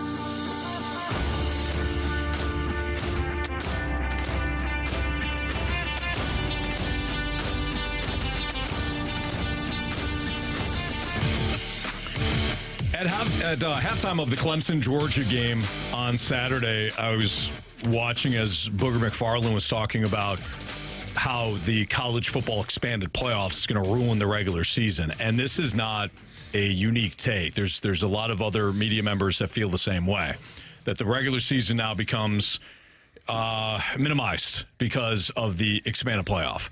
And this is a take that I just vehemently disagree with. I don't see how that makes any sense from an entertainment standpoint. You know, I'd like to talk to Booger McFarland in January when you've got expanded playoffs and see how he feels then about more football that matters. But even let's just break down his take about the regular season being minimized. He made the point about Florida State.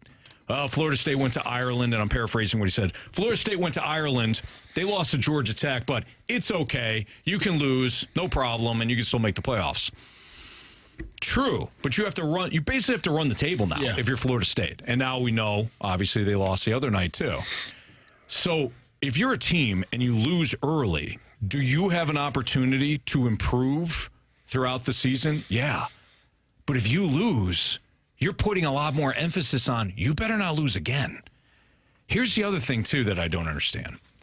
How is the regular season better with only 2 to 4 playoff teams, knowing that if a really good team loses early on, they may not make it? And a Cincinnati makes it, only to get, the buzzsaw through with Alabama. Or TCU had a really good season a couple of years ago. They deserved it, and then they, as Jamie would say, they finished third to Georgia in the national championship game. Does TCU make it at that point? If it's a 12-team playoff, maybe not. I don't understand why it would minimize the regular season if a really good team just has an off Saturday. Maybe they're dealing with injuries, and boom, they lose. They're done. Really? Because they're not one of the better teams in the nation still, even though they lost? I think that this playoff format is going to put more emphasis on teams surviving the regular season, surviving expanded playoff, and we as college football fans benefit from it. Because a team that loses early might improve throughout the course of the year and be one of those teams that you don't want to play in the playoffs. A year ago, they wouldn't even have that shot, potentially. Yeah, I agree with you. The other system was certainly flawed in a lot of ways, and just because an elite program loses a game doesn't mean they're not the best team in the country. Right. Like, overall. Or one of. Yeah. Overall. Yeah. Like, Alabama lost. They still made it into the playoff. But there's, people were, Carey disagreed with that whole thing, too. Yeah. You liked Florida State. They've looked real good lately. But Alabama. I'm kidding. But Alabama was the better team.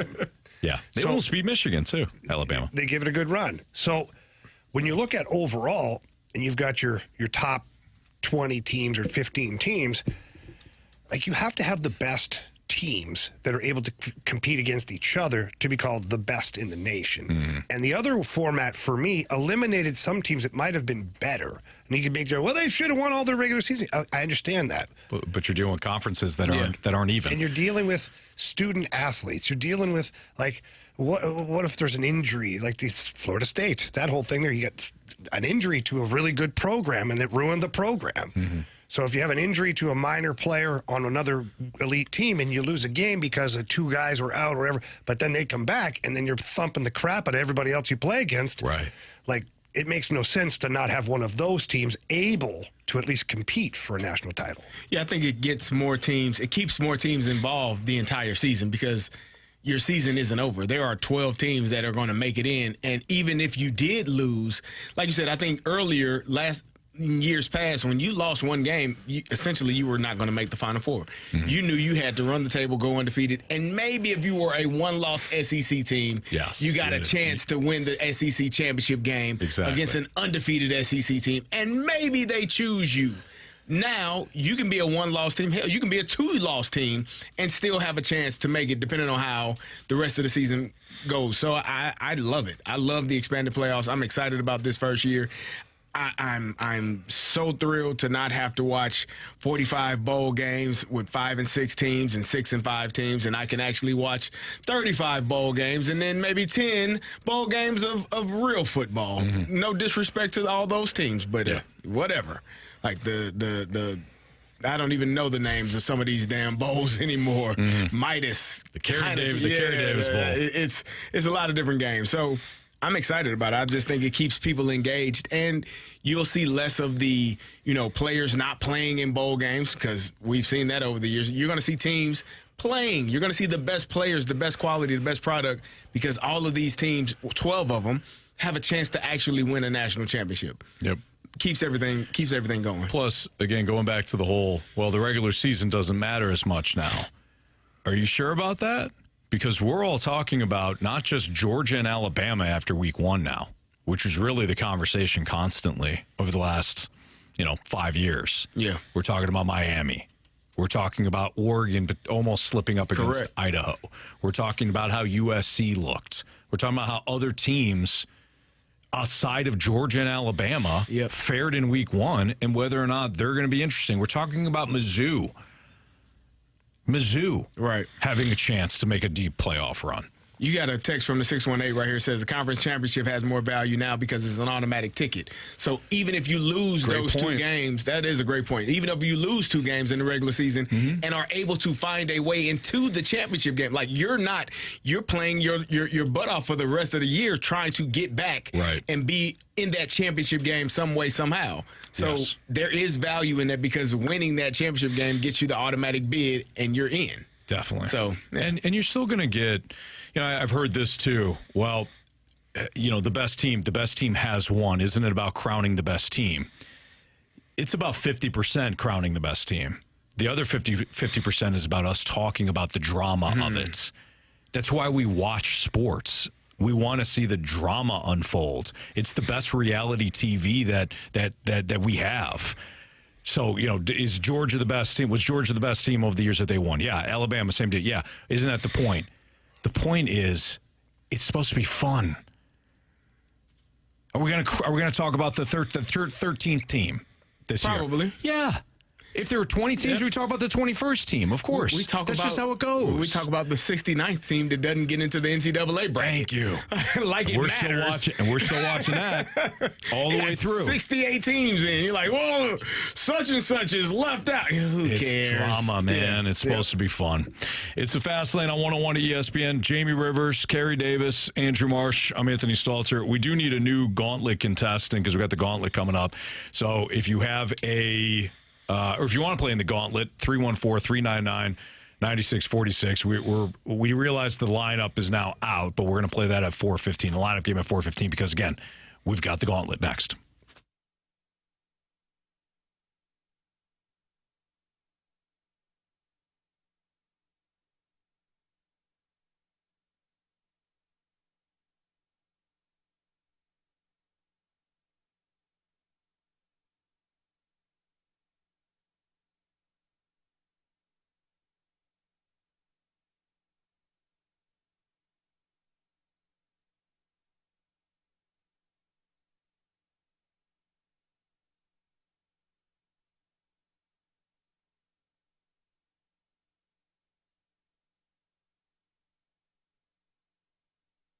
If you have considered redoing your siding on your home, now's the time to call my friends at Mosby Building Arts, because they've got 3 ways for you to save on new siding for your home, including a free garage door. That's right, Mosby Building Arts. If you're going to do some new siding for your home, they'll have a free garage door installed for you, or 12 months no payments as the option on the new siding, or the 10% off siding, all because you called Mosby Building Arts at 314-909-1800, or you visit them online at callmosby.com. I love the Mosby team. They do a fantastic job. We had a recent issue with our doors that we're having Mosby replace for us, and we went through the process with Rich came out to the house. We sat down with him. He went over the structural issues that we have. So, it provided some really good insights to us, and then we had an opportunity to pick out new doors, and we're going to enjoy the process of watching them completely install the new doors and do it right. If you go with another contractor, you might save some money, but do you have headaches along the way? 3 years down the road, are you going to realize that there's the doors or siding, whatever, not installed correctly? No, you want to go with Mosby Building Arts. The team is fantastic there. They do send out the designer for you. Have the entire project, whatever you're working on, designed right there with you. They're fantastic. But again, if you want to take advantage of the 3 ways to save on new siding, the promotion they have going on at Mosby, free garage door, or 12 months, no payments, or 10% off siding, give them a call. 314-909-1800 or call Mosby.com. Mosby Building Arts, the right remodeling company.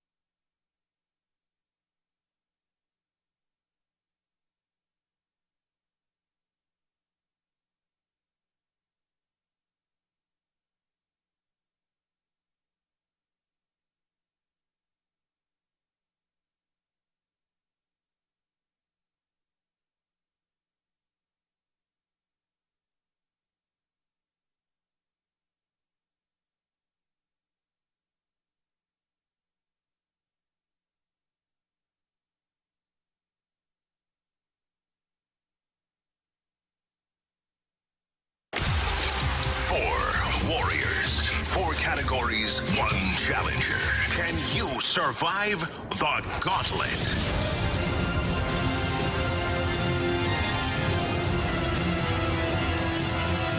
4:01, your time check is brought to you by Clarkson Jewelers, an officially licensed Rolex jeweler, with Carey Davis, Jamie Rivers, and Andrew Marsh. I'm Anthony Stalter, and we welcome in Percy. What's up, Percy?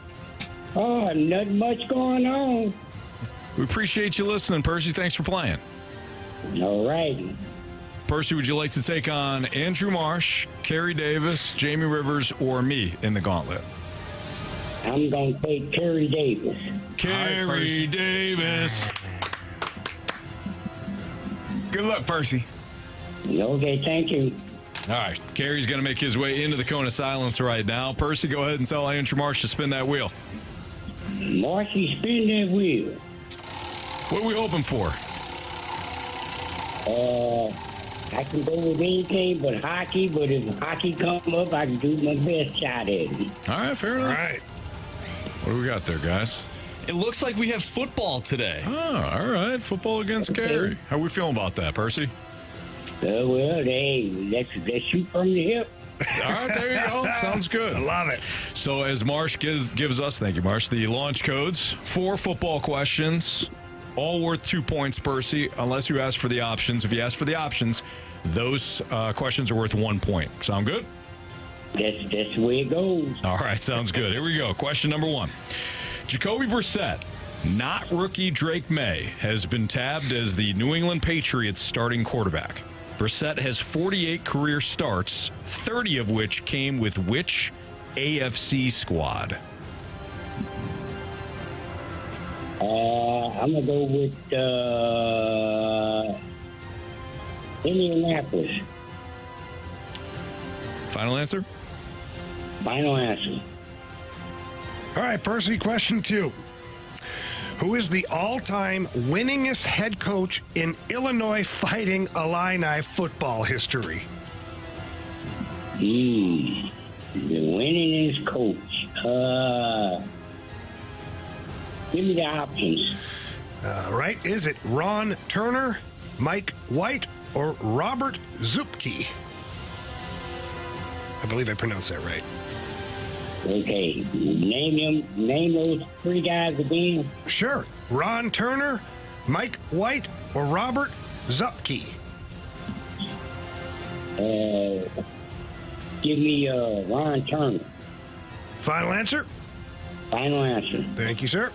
Question number 3. Steve Spagnuolo of the Chiefs is now tied with who else as the longest tenured defensive coordinator in the NFL? The longest tenured coordinator in the NFL. Steve Spagnuolo. Give me the options. Options are Keith Butler, Lou Anarumo, or Vic Fangio.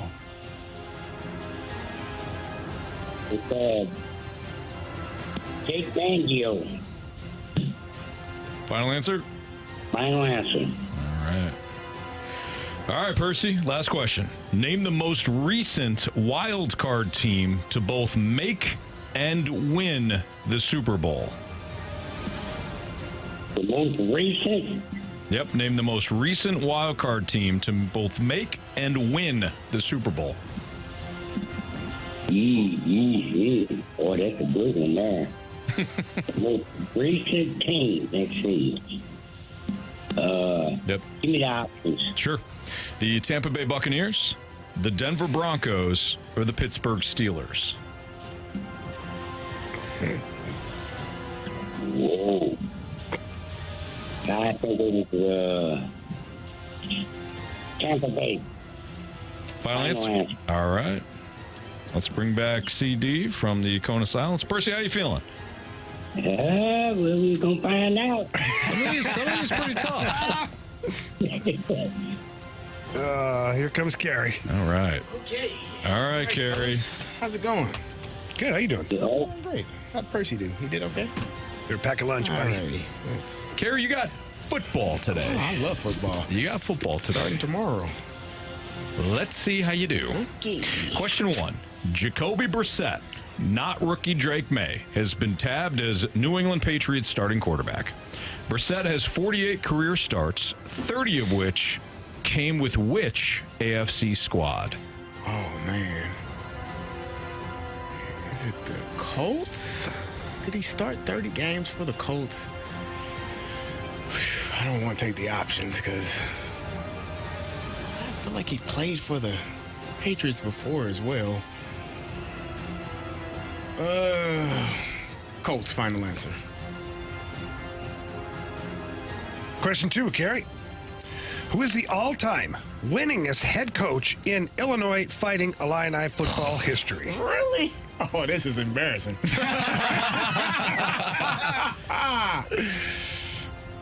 Wins, like not winning percentage. Winningest head coach. Zupke. Oh, this is terrible. I should be ashamed of myself. ILL, Carey.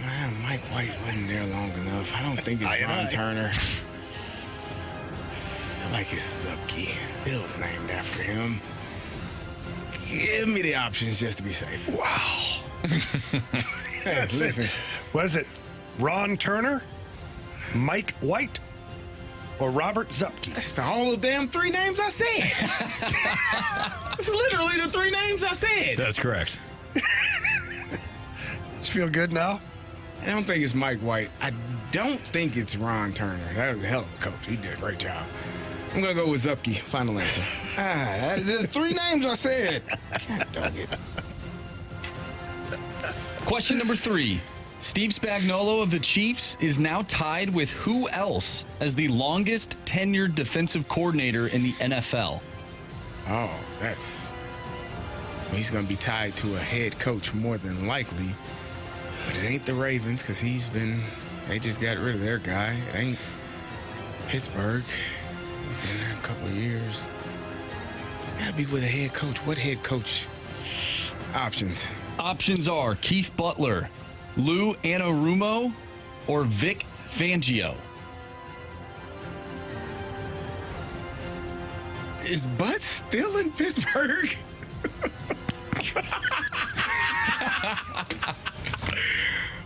Oh my God! This was for me. Clearly, this is terrible. Let's go, Keith Butler. Final answer. My apologies, sir. All right. Final question here, CD. Name the most recent wild card team to both make and win the Super Bowl. Well, I know the Pittsburgh Steelers did it in 2006. It'd be right on time. The Giants, were they wild card in 2008 when they beat the Patriots? I can't take the options because both of those teams are going to be on there. Boy, oh boy, oh boy. Let's go Steelers. Final answer. It's probably the Giants. All right. Let's go over these. Percy versus CD in football. Jacoby Brissett, not rookie Drake May, has been tabbed as the New England Patriots starting quarterback. Brissett has 48 career starts, 30 of which came with which AFC squad? Percy, you said Indianapolis. Carey, you said the Colts. Correct answer is the Indianapolis Colts. Neither of you needed the options for that one. It's a 2-2 tie. Who is the all-time winningest head coach in Illinois Fighting Illini football, Carey Davis's alumni history? I said all three names. Play in-game analyst Carey Davis. Yes. Percy, you went with Ron Turner. I don't think it's our team. Carey, you went with Robert Zupke. Correct answer is... It's Robert Zupke. 131 wins between 1913 and 1941. Carey did need the options for that one. Carey with a 3-2 lead. Steve Spagnuolo of the Chiefs is now tied with who else as the longest tenured defensive coordinator in the National Football League? Percy, you took the options. You went with Vic Fangio. Carey, you went with Keith Butler, who's no longer the Steelers' defensive coordinator. That would be Terrell Austin. That's what I... Correct answer is... Lou Anarumo. Lou Anarumo. He's been with the Bengals since 2019. So, still 3-2 Carey. Okay, name the most recent wildcard team to both make and win the Super Bowl. I'm going on. Carey, you did not take the options. You went with the Steelers. They were an option. Percy, you took the options. You went with the Tampa Bay Bucks. Bucks, Broncos, Steelers were your options. Broncos. If it's the Steelers, Carey wins in a runaway today. If it's the Broncos, Carey wins a defensive struggle. If it's the Bucks, we've got a walk-off. Percy. Walk it off.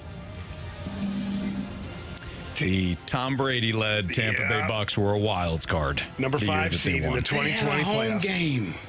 Didn't they have a home game? They beat Washington. The Super Bowl was in Tampa. But they had a home game, didn't they? They went to Washington. They went to Washington and beat Taylor Heineke. And then went to Green Bay. You know what I'm thinking? In the NFC Championship game. They had another game, too.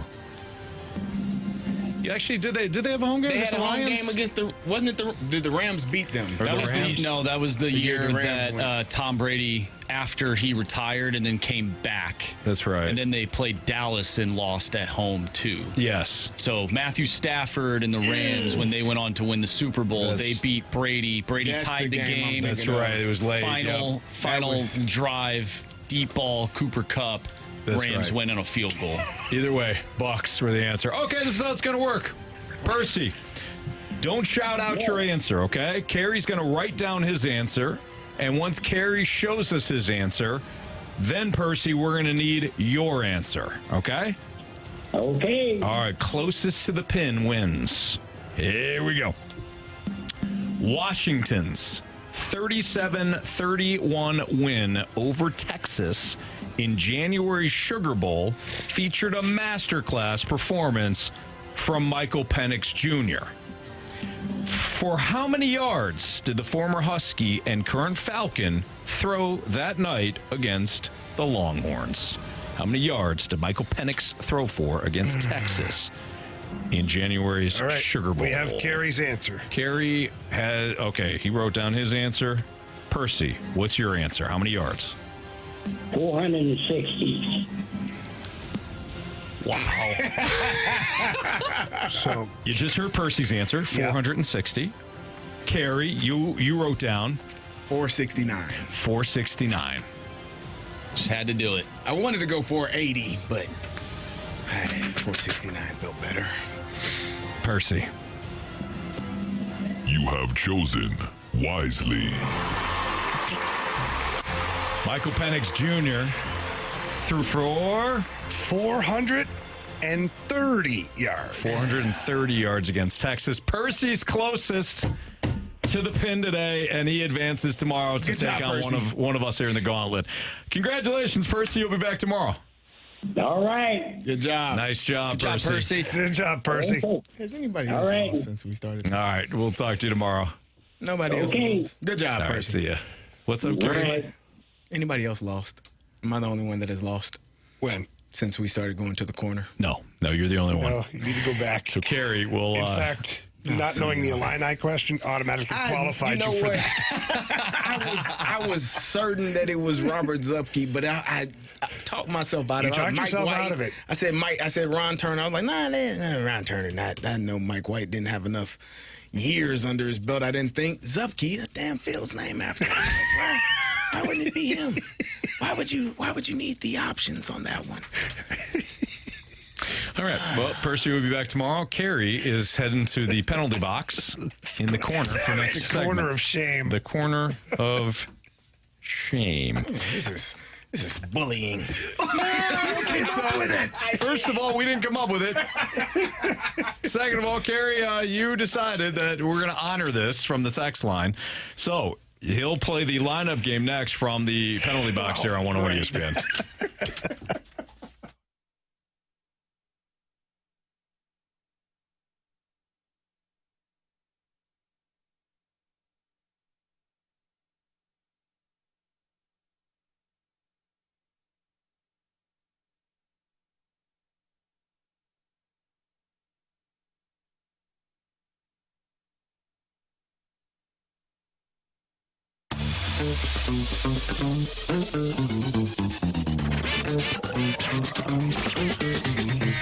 At Londoff Chevrolet, complete customer satisfaction has always been their number one priority.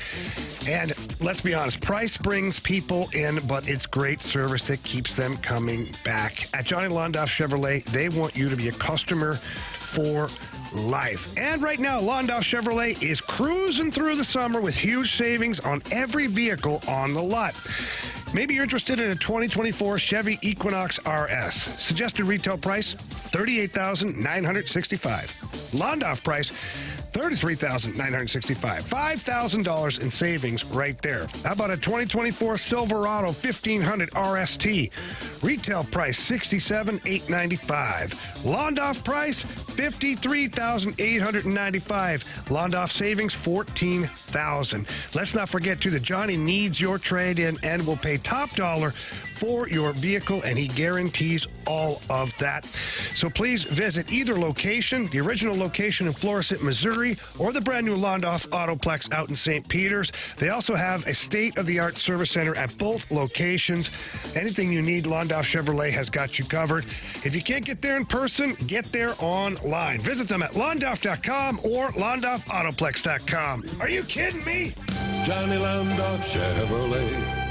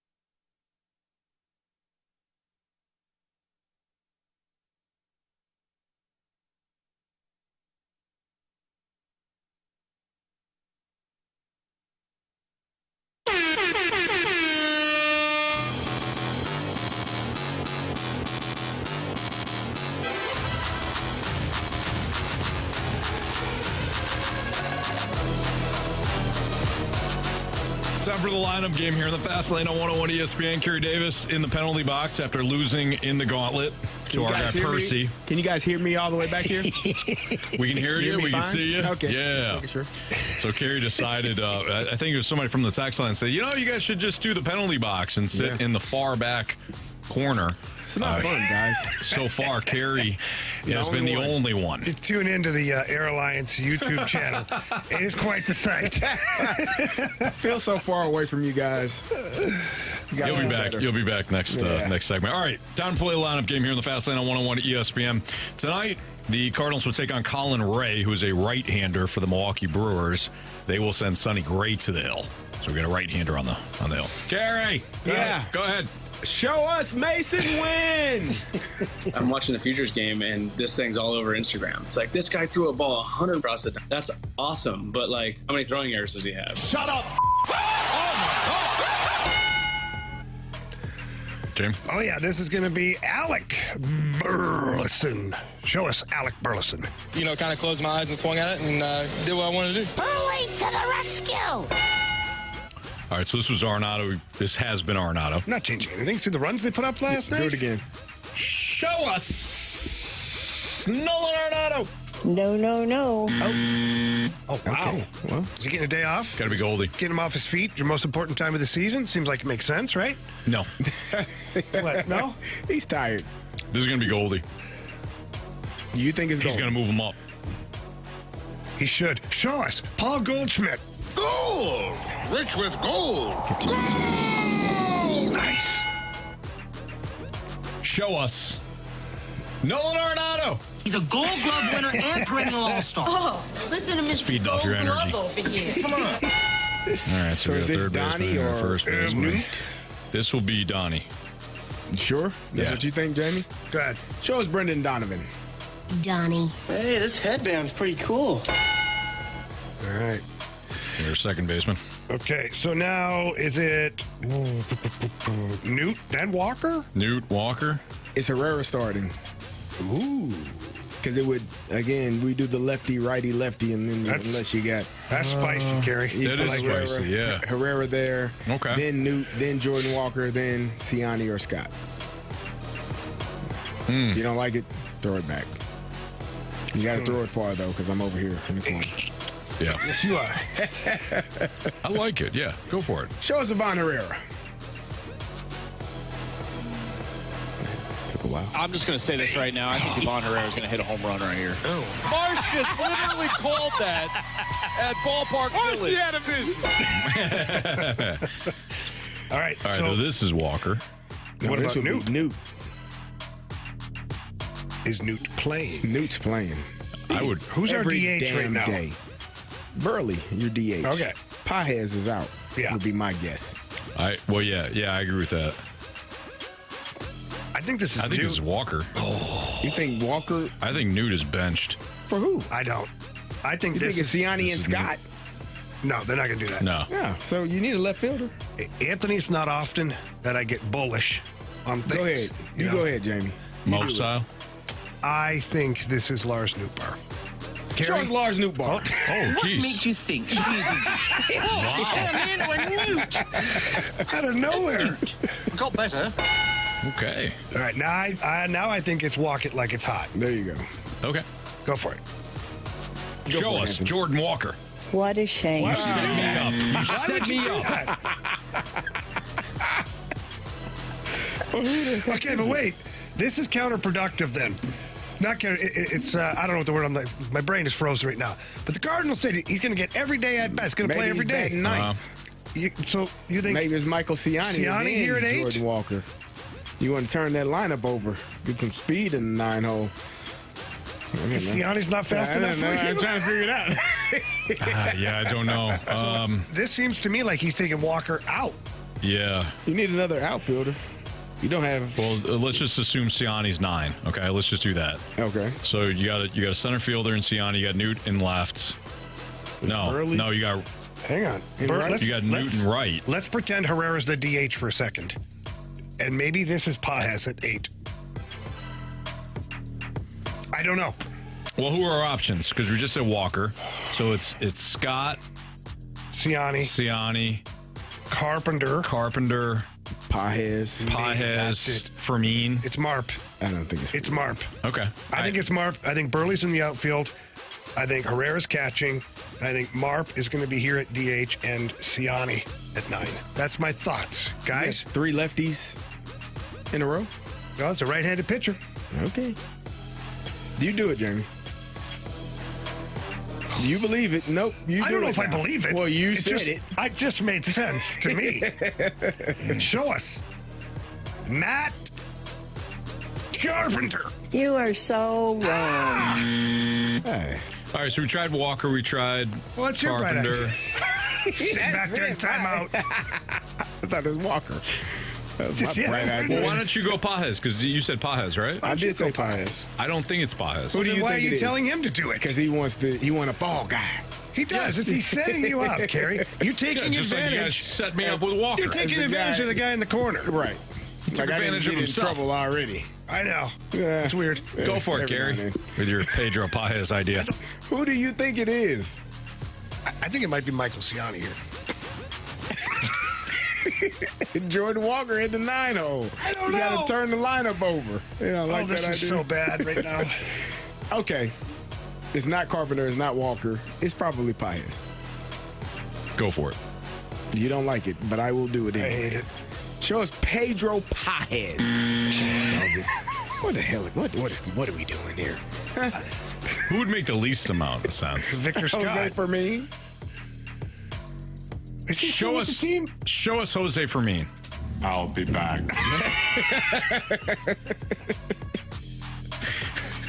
Was that a ding?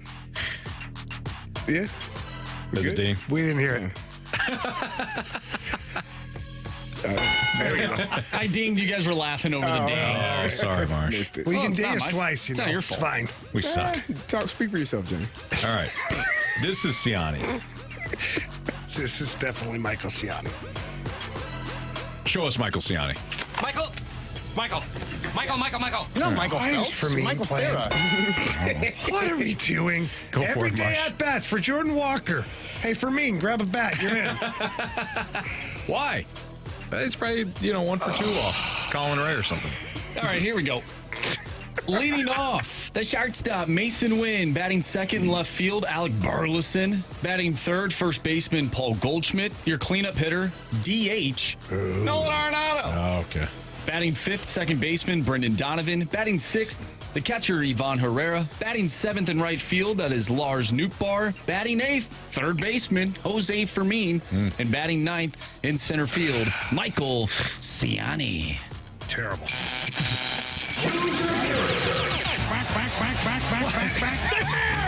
It's you.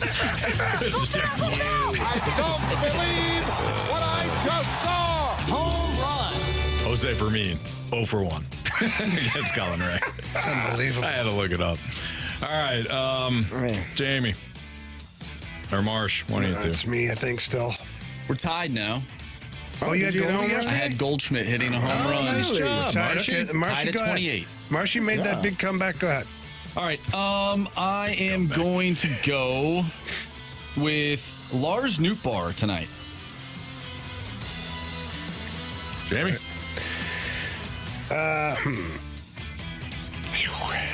You know what? I'm not fighting it anymore. I'm going Paul Goldschmidt. I'm not fighting this feeling anymore. Don't fight this feeling anymore. Man, I guess I don't need to keep going. He's been kind of struggling. Give me Mason Wynn.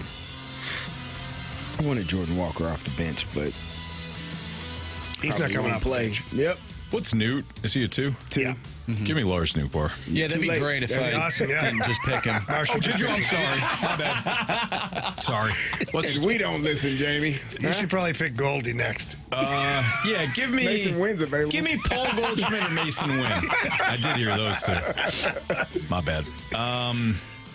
Give me Jordan Walker off the bench. I've got to. Whoa. I've got to. Unless Nootbaar's available. He's not. No, okay. All right. Got our sports six-pack next. You want to send in a question to us idiots, 314-399-9646 is the Air Comfort Service text line. We've got sports six-pack next.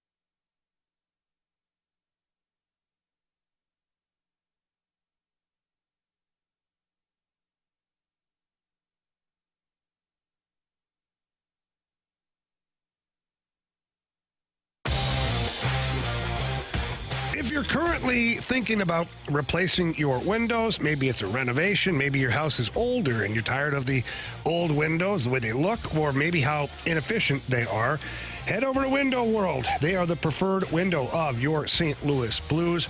Window World uses a double-strength glass that gives it a strength not commonly used in replacement windows. How do I know this?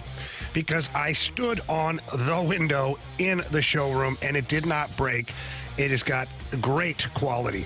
It's also very efficient, too. So not only will you have less breakage, you're going to have less money flying out of your wallet as you pay for heating and cooling bills with the great windows at Window World. They also give you a lifetime warranty that covers all the parts, the glass breakage, and the labor. And currently offering up to 36 months same as cash financing with approved credit. And here's all you have to do to get all that great stuff. Pick up the phone and call them. But when you call them, tell them, Jamie from 101 ESPN sent you in there, and you qualify immediately for Blues tickets to a game later on this season. So again, that number is 314-993-1800. That's 314-993-1800, or you can visit them at windowworldstlouis.com.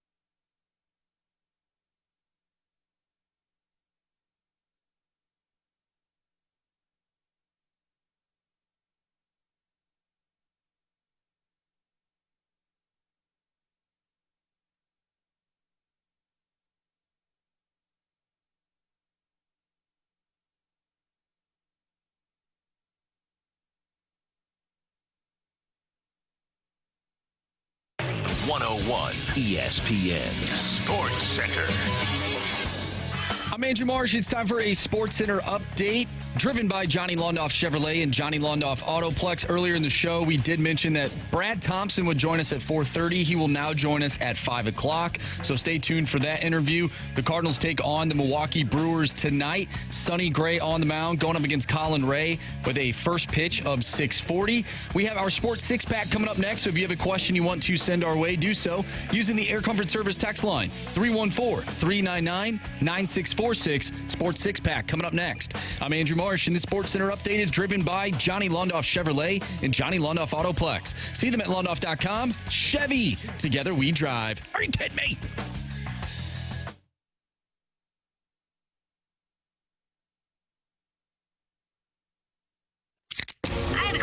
It's time for the Fast Lane to answer your sports questions. I want to ask you a bunch of questions, and I want to have them answered immediately. Asking me all these weird questions. Answer the question. Answer the question. Answer me! The Sports Six-Pack is now.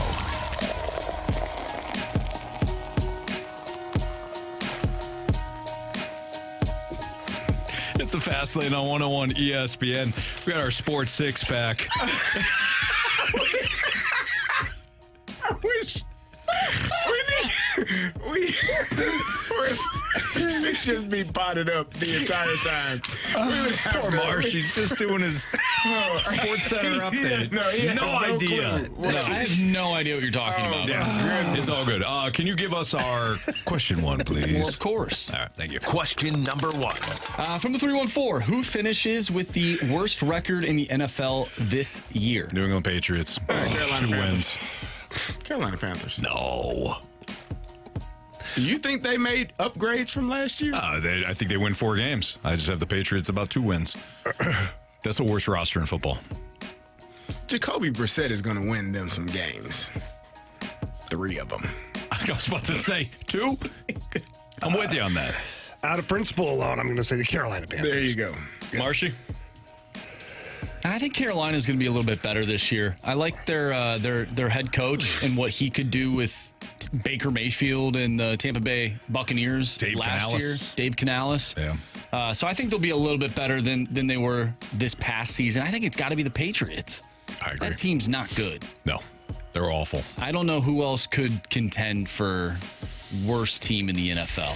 I think that the Panthers obviously are going to be bad. Yeah.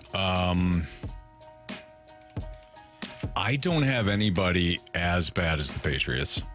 I think the Giants are going to be pretty bad this year, but I see them more like the 5th worst team, not the worst. There's going to be a surprise contender. What about the Saints? For what? I don't think they're going to. No. You don't think they could just implode? I don't see them imploding. I see them like at worst like a 6 or 7 wins. Yeah, that's fair. I'm just trying to think of a team. Yeah, like out of the blue. Yeah, or not out of the blue. Sleeper. The Raiders could implode. I could see that. The Raiders Steelers for sure with Russell Wilson. Oh wow! The Panthers were. Bryce Young was the 2nd most sacked quarterback in the NFL last year. The Panthers in the draft drafted wide receiver Xavier Leggett, Jonathan Brooks, running back out of Texas, Trevin Wallace, linebacker, tight end Javion Sanders, and a cornerback. They don't have one offensive lineman drafted. Carey. That's amazing. Carey, you know better than anybody playing for the Steelers that it's not about physical toughness or trench work. No. It's about wide receivers. It's actually about... You build a football team from the outside in. All right. You start with receivers. That's what Bill Walsh did. Signed a few free agents. That's not what he did. No, he didn't. Exact opposite. Free agents on the line. I think the Panthers win 4 games this year. 4? 4. I got the Panthers winning 4. Who are they beating? Very good question. They beat the Falcons at least once. No, that happened. Stop it. Not even the Falcons will falcon that. I think they'll win week 1 against the Saints. No way. No chance. Not in New Orleans. I don't see a win on their schedule, to be honest. Yeah. Well, maybe I do. Oh, Panther fan, born to catch 16 says, do your research, fellas. I just said they signed a couple of offensive linemen. They didn't draft any. Either way, 4 wins. Okay, Where are they getting them, Anthony? Okay, Honestly. let me pull up the Panthers schedule. I just pulled it up. They got Saints, Chargers, Raiders, Bengals, Bears. At Bears. There's 2 wins right there. Nah. Where? Saints and Raiders. All right. They're both on the road. Broncos. They're going to beat the Raiders. They're going to beat the Falcons at home. No. They'll win one of the Commanders-Broncos games. Oh, they'll beat the Giants. That's 4. You watch how you talk about that. 4. Giants. I think you're wrong. They're not going to beat the Falcons. They'll split with the Falcons. They always split with the Falcons. They're not going to, Anthony. Okay, God. I don't know what to tell you. I know you just asked me where the win's coming from. I'll tell you. Oh, the Panther or the Falcons. They're actually going to be a pretty good team this year. You'd think you'd just embrace that. I know you're not used to it. Last time I embraced that team, they won Super Bowl, didn't they? No. I lied to you guys. Have Kirk Cousins. Hey, I lied to you guys. They only had some other guy. I've What seen. did you say? I watched the second half of that game. You did? Yeah. Oh. I know they lost. Sorry. I've just been saying that I didn't watch it because I wanted to fool you guys. You had me. You had me going. And I knew you watched it. Yeah, 4 wins for the Panthers. Thank God that wasn't a gauntlet question. I would have got it wrong. Could Bryce Young be in a worse spot than he was a year ago? Like, horrible coaching, horrible offensive line, no receivers. Good luck, kid. They added Deontay Johnson, which I liked him in Pittsburgh. Yeah. They're slightly better. And once Jonathan Brooks comes back, yeah, he's a dude. He got hurt, didn't he? Yes, he did. What did he? Was that on that play where? Wait, Chuck did you Taylor? say Deontay Johnson? No, I said Deontay Johnson. Oh, You said Jonathan. I said Brooks. Jonathan Oh, Brooks. Jonathan Brooks. Yep. Yeah. Anyways, I think they're slightly improved. Question number 2. This one comes from Grant Francis Fan Club. Was it smart for Edmonton to make Draisaitl the highest paid player in the NHL and give him that kind of money for a contract that won't start until he's almost 30? He's a pretty elite player. I don't know if you've seen him play. He's pretty good. In fact, I'd say on any given year he could be either the best player in the league or second best player or top 3 for sure. I think no matter what, there'll be a little bit of slide to his game, especially if he's 30 now and he's going to be at 38, 39 when the end of the contract comes around. But I don't think the Oilers care about that by then. Yeah. I think they're looking, their window is actually this year. Because following this year, they're going to have some decisions to make because Evan Bouchard is probably going to make somewhere between $9 and $10 million. And then you've got by the way, you've got Connor McDavid that is going to be up for contract here as well. As I pull it up. Let's not forget Darnell Nurse's contract as well. They've got to find a way to get rid of some of that. But Connor McDavid has this year and next year at 12.5. So the Oilers' window is right here. It's this year and next year. Because after that, they're screwed. Because Evan Bouchard is going to be looking to get paid. He's going to be up for contract following this year. Connor McDavid's going to be a UFA if they let him get there. You're done. Your window's gone if you lose either of those guys. And I don't even know if you can hang on to all those guys, depending on where the salary cap is. So the Oilers went all in with Leon Draisaitl. And I bet you the mentality was, at least if we have Leon Draisaitl and Connor McDavid decides he wants to be an unrestricted free agent, we still have one of the best players in the league. Mm-hmm. I think that's probably where their thought process was. It's a good start. This one. Yeah. All right, we'll continue our Sports Six Pack. Finish it up next on 101 ESPN.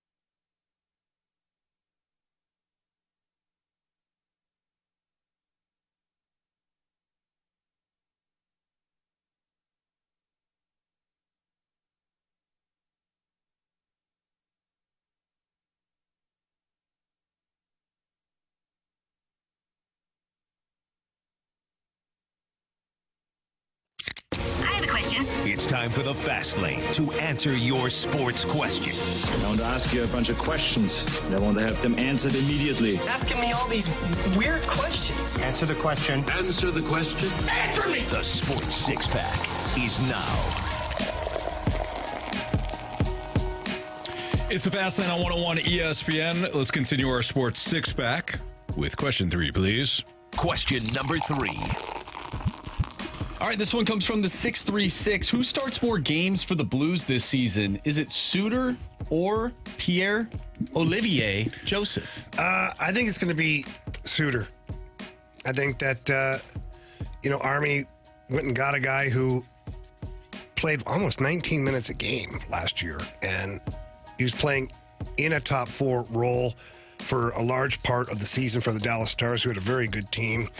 And I just see him being the guy that's going to be kind of plugged in wherever you need him to be.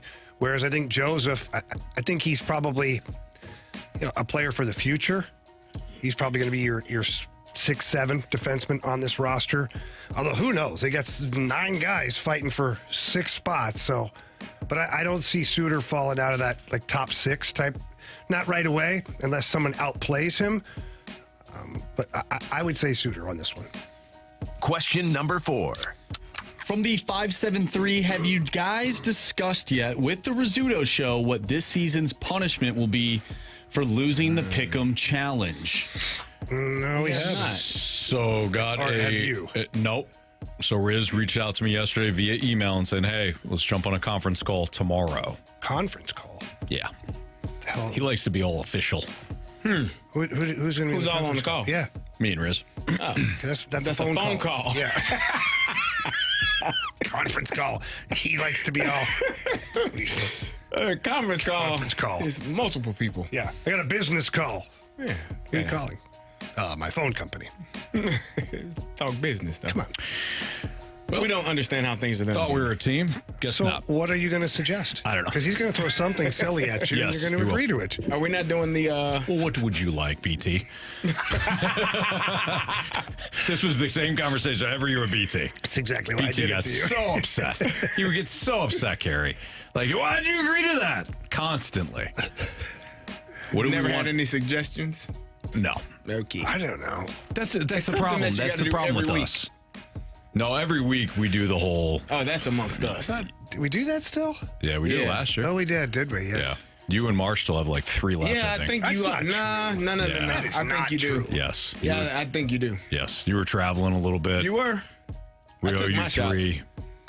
Marsh, we owe came you in at least 2. Yeah, Well, Why here's are you the making thing. up things, I Carey? wouldn't lie to you. I'm not going to willingly be like, hey, guys, you forgot to shoot me in the butt. Right. That's on you. Yeah, That true. ain't my problem. Anyways, what do we want to do? I don't know. We've done the whatchamacallit challenge. The polar there. plunge. Yeah, polar plunge. And they did their little what was that? underwear shoot there last year. Yeah, which we didn't take advantage of. I think our punishment should somehow be tied to a charity this year. I was going to say we should do a charity 5K, but you have to dress up in like goofy outfits. It's a good one. What's the temperature for this 5K? Well, it doesn't matter. You can wear a snowsuit if you want, Carey. Do they have 5Ks during the winter? No, not really. It's mostly like that. spring. That's good. Springtime? And I hate to run. I hate running too. Yeah. You can walk it. There's no rules. Can walk but it. You can walk it. Well, I mean, we're not going to lose, so it's not our problem. Yeah. Good point. Can we? So, But then, like, how do we raise money for this then? Like, can we get people who donate to? Yeah. You their just open up a teams? team page, like a team, whoever loses. So, like the Rizzuto show. Yeah, and they're taking donations. Sure. For, They're I just think raising that way money. there, then you can kind of present a check to a charity. That'd be nice. And, I like that. and I think that's, yeah. that way there's a loser, but not really. Right. I like that. All right. still win. So, is it they produce the check for the charity that we choose, and we would present the check for the charity that they choose? We could do that. We could do that. Yeah. Yeah. And you know, Tracy Bibb would jump on board of this too. She loves raising money for charity. So. Yeah, I think that's a great idea. So, on your conference call tomorrow, Well, guys, it's not a conference call because I think I'll just be on with Riz. So. I actually don't know. He just reached out and said, hey, do you want to talk about this? You made it all up. You made it sound all important, didn't you? Here, I'll, yeah, of course. you can forward us the email so we can be on the conference call as well. Let's see here. It might actually be me joining their show. No, it just says, can you jump on with us Thursday to talk about the Pick'em Challenge, 8 a.m. So looks like it'll actually be me on their show. Now, is that a phone call, or are you going to be live in studio? You're going to get blindsided. Yeah, oh yeah. I always Sure. That's why they choose me. And then Moon's going to jump in and talk about how we cheated somehow last year. Yeah. I don't think we cheated. You know what we do need to We talk didn't. about? We need to establish the tie-breaking Yes, rules. good call. Because that was a big thing that they were blabbering about. No. There's no. The machine decided that, like, the program. No, I agree. The program at the end of the week decided where people ranked. And that's it. So are we going on that? Yeah. Okay. How else are you going to do it? I don't know. March brings up a good point. Well, I'm talking we about wanna- if we're tied, if we're all tied, are we going to go by the machine? Yes. Okay. I think so, because you're supposed to put the tiebreaker in at the end, and whatever algorithm that this website uses spits out the rankings. Yeah. They have points. I have an everybody. idea. Let's just not have to deal with a tiebreaker. Well, that's a great idea. you know, Let's but just- if let's it presents just- itself, it's good to be prepared. Somebody did bring up a good thing here too. In lieu of the 5K, if like that's not something that everybody on both shows wants to do, we could just provide a dunk tank. I like that idea too. So we could set it up somewhere, and It's a good call. people could pay money each time to Yeah. throw and try to dunk. They could pick whoever they want. Like, I want to dunk Stalter. Get in there. Here's $20, and then they get, That's a good call. I like that. it's a pretty good idea. That's a really good idea. Yeah. Well, hopefully Dunk Riz is tank. listening. We just text him right He's now. always listening. Well, that's another thing. Let's make sure it's not, in Do we need to- February. I'd even say March. Do we need to Doesn't write matter. this down so you have notes when you? No, I don't want you to. Anthony can always go back and listen to the podcast. It's brought to you by Dobbs Tire and Auto Centers. Oh, he doesn't have his iPod Shuffle. How's he going to do that? That didn't get he can't get any apps on that. You know how much that meant to me. I even looked at on the closet floor. I'm like, oh, maybe I just fell out of my pants one time. Oh. The iPod. Yeah, I was. Okay, we got Brad Thompson coming up. We'll talk a little Cardinals baseball with him. Hey, team's still in it. Brad will put his magic spin on it next on 101 ESPN.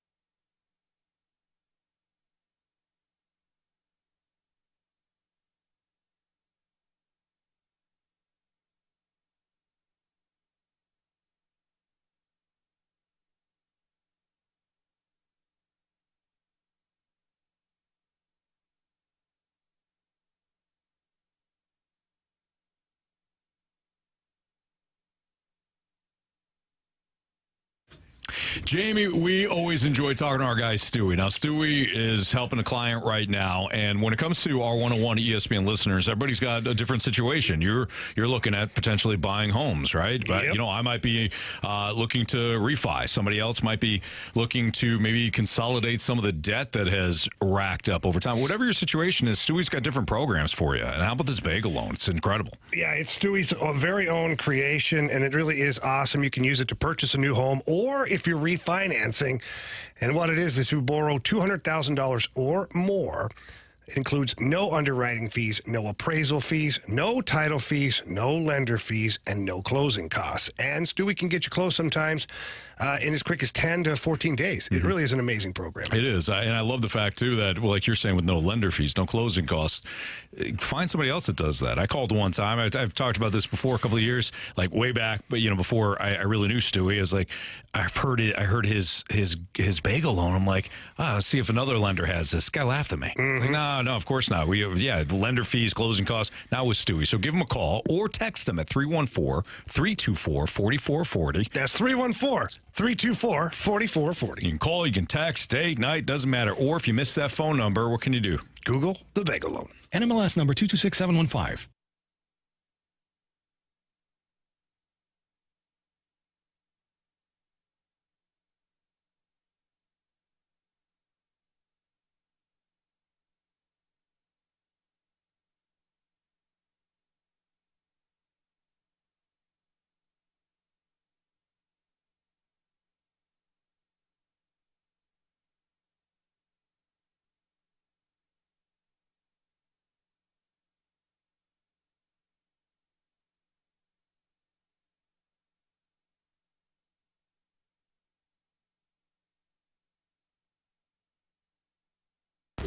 More of what you want.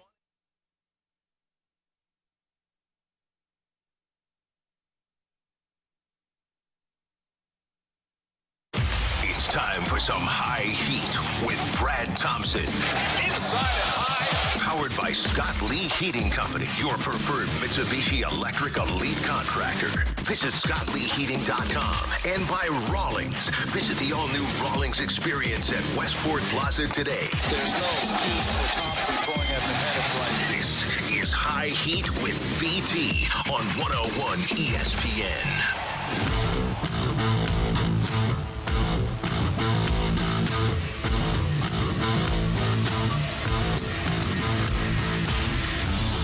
Your time check is brought to you by Clarkson Jewelers, an officially licensed Rolex jeweler with Carey Davis and Jamie Rivers. I'm Anthony Stalter. Let's head to the 101 ESPN Celebrity Line. We're joined by our guy, Brad Thompson, who's in Milwaukee with Bally Sports Midwest as the Cardinals wrap things up with the Brewers tonight.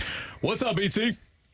What is going on, fellas? How we doing today? Well, doing good after a Cardinals victory. I thought that was a gritty performance last night. Of course, everybody's asking, catch or no catch for Michael Ciani. What was your thought? Man, I'd have to lean on no catch just due to the fact that, so the rule, and I'll mess up the wording here, but basically you have to be trying to get that out under your own, volition, and that was definitely not the case. It spring-loaded out of him as he was scorpioning and trying to stop it. So it was an amazing play that he even touched that baseball, had it in the webbing. I can't believe the range and the jump that Michael Ciani gets, when it was so fitting for him to get the big swing of the bat to drive in a pair. Then they added another one with the sac fly. So you're right, man. That was a gritty performance. We all know this. Cardinals need to win, not only win series, they need to go on some runs. They're going to need to sweep some people. I mean, you look at some of the numbers. If you want to get to 88 wins, they've got to go 18-5 down the stretch in their last 23 games. Is it doable? Maybe. We've seen crazier stuff. Is it going to be easy? It's not, but it was fun to watch last night. BT, I'm sticking there with Michael Ciani. Was it much of a surprise that, Ollie basically said, hey, we're going to go with Michael Ciani. Victor Scott's going to kind of get back to the bench, do some work with the coaching staff and whatnot. Was that a surprise at all?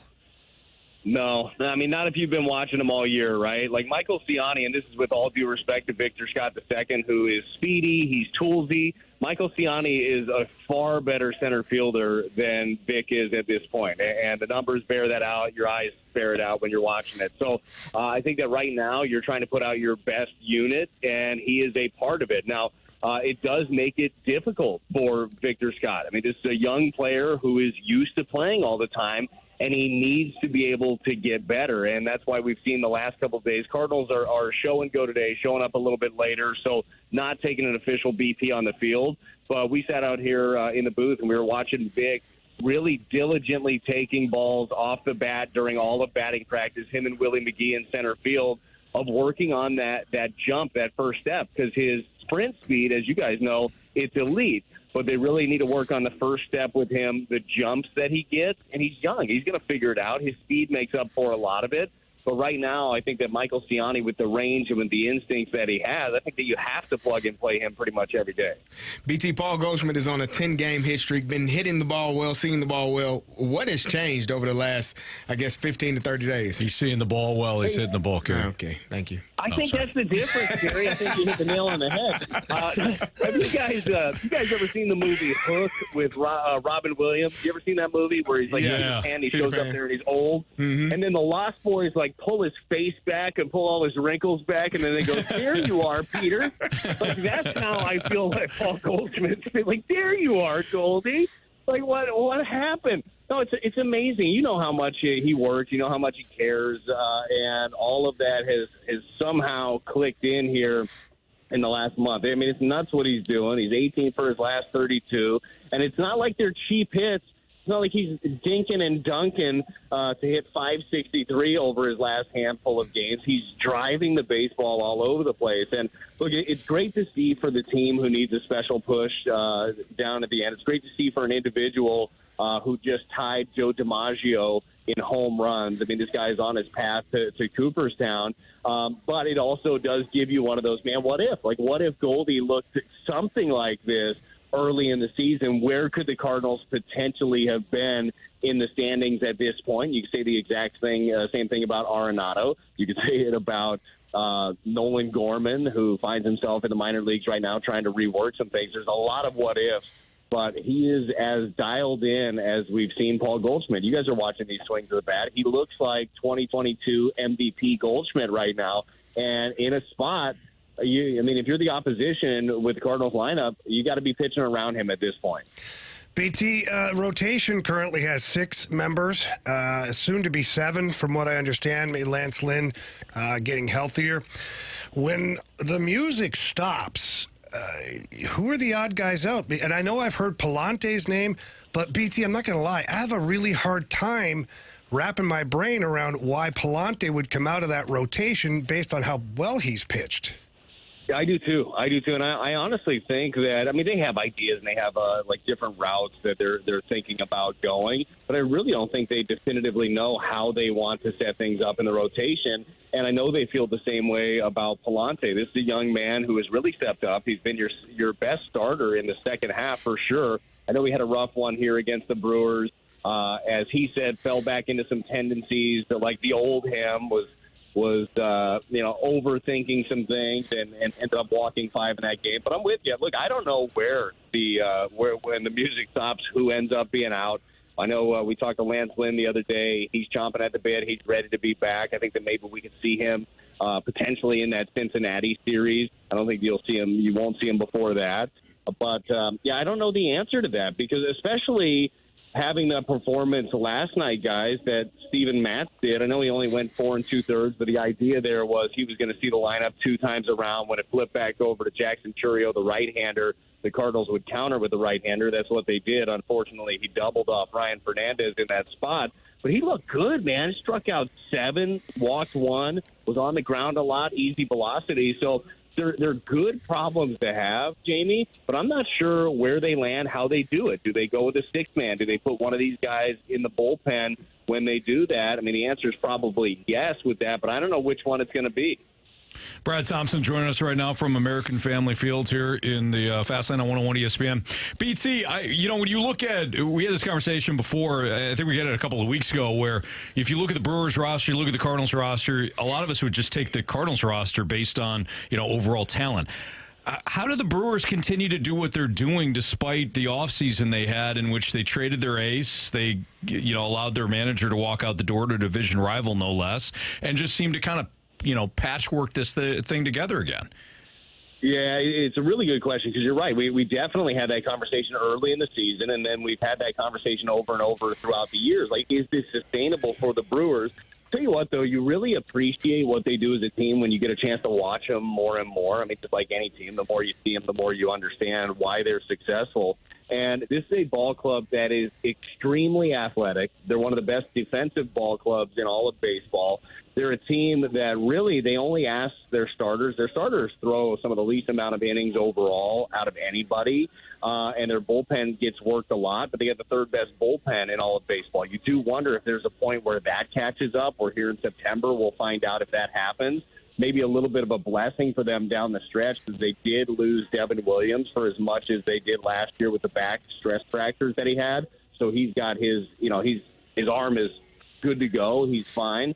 But they have timely hitting. They have a really good approach, and they're a patient ball club, man. They take their walks, and as their manager, Pat Murphy, will say, once we get out there, we wreak havoc. And that's what they do on the base pass. They steal a lot of bags. They hit with runners in scoring position. If you had to pick one difference between the Cardinals and the Brewers, just in their head-to-head, it's big hits. Like, the Brewers have gotten big hits against the Cardinals all season long, and the Cardinals have been lacking in that department.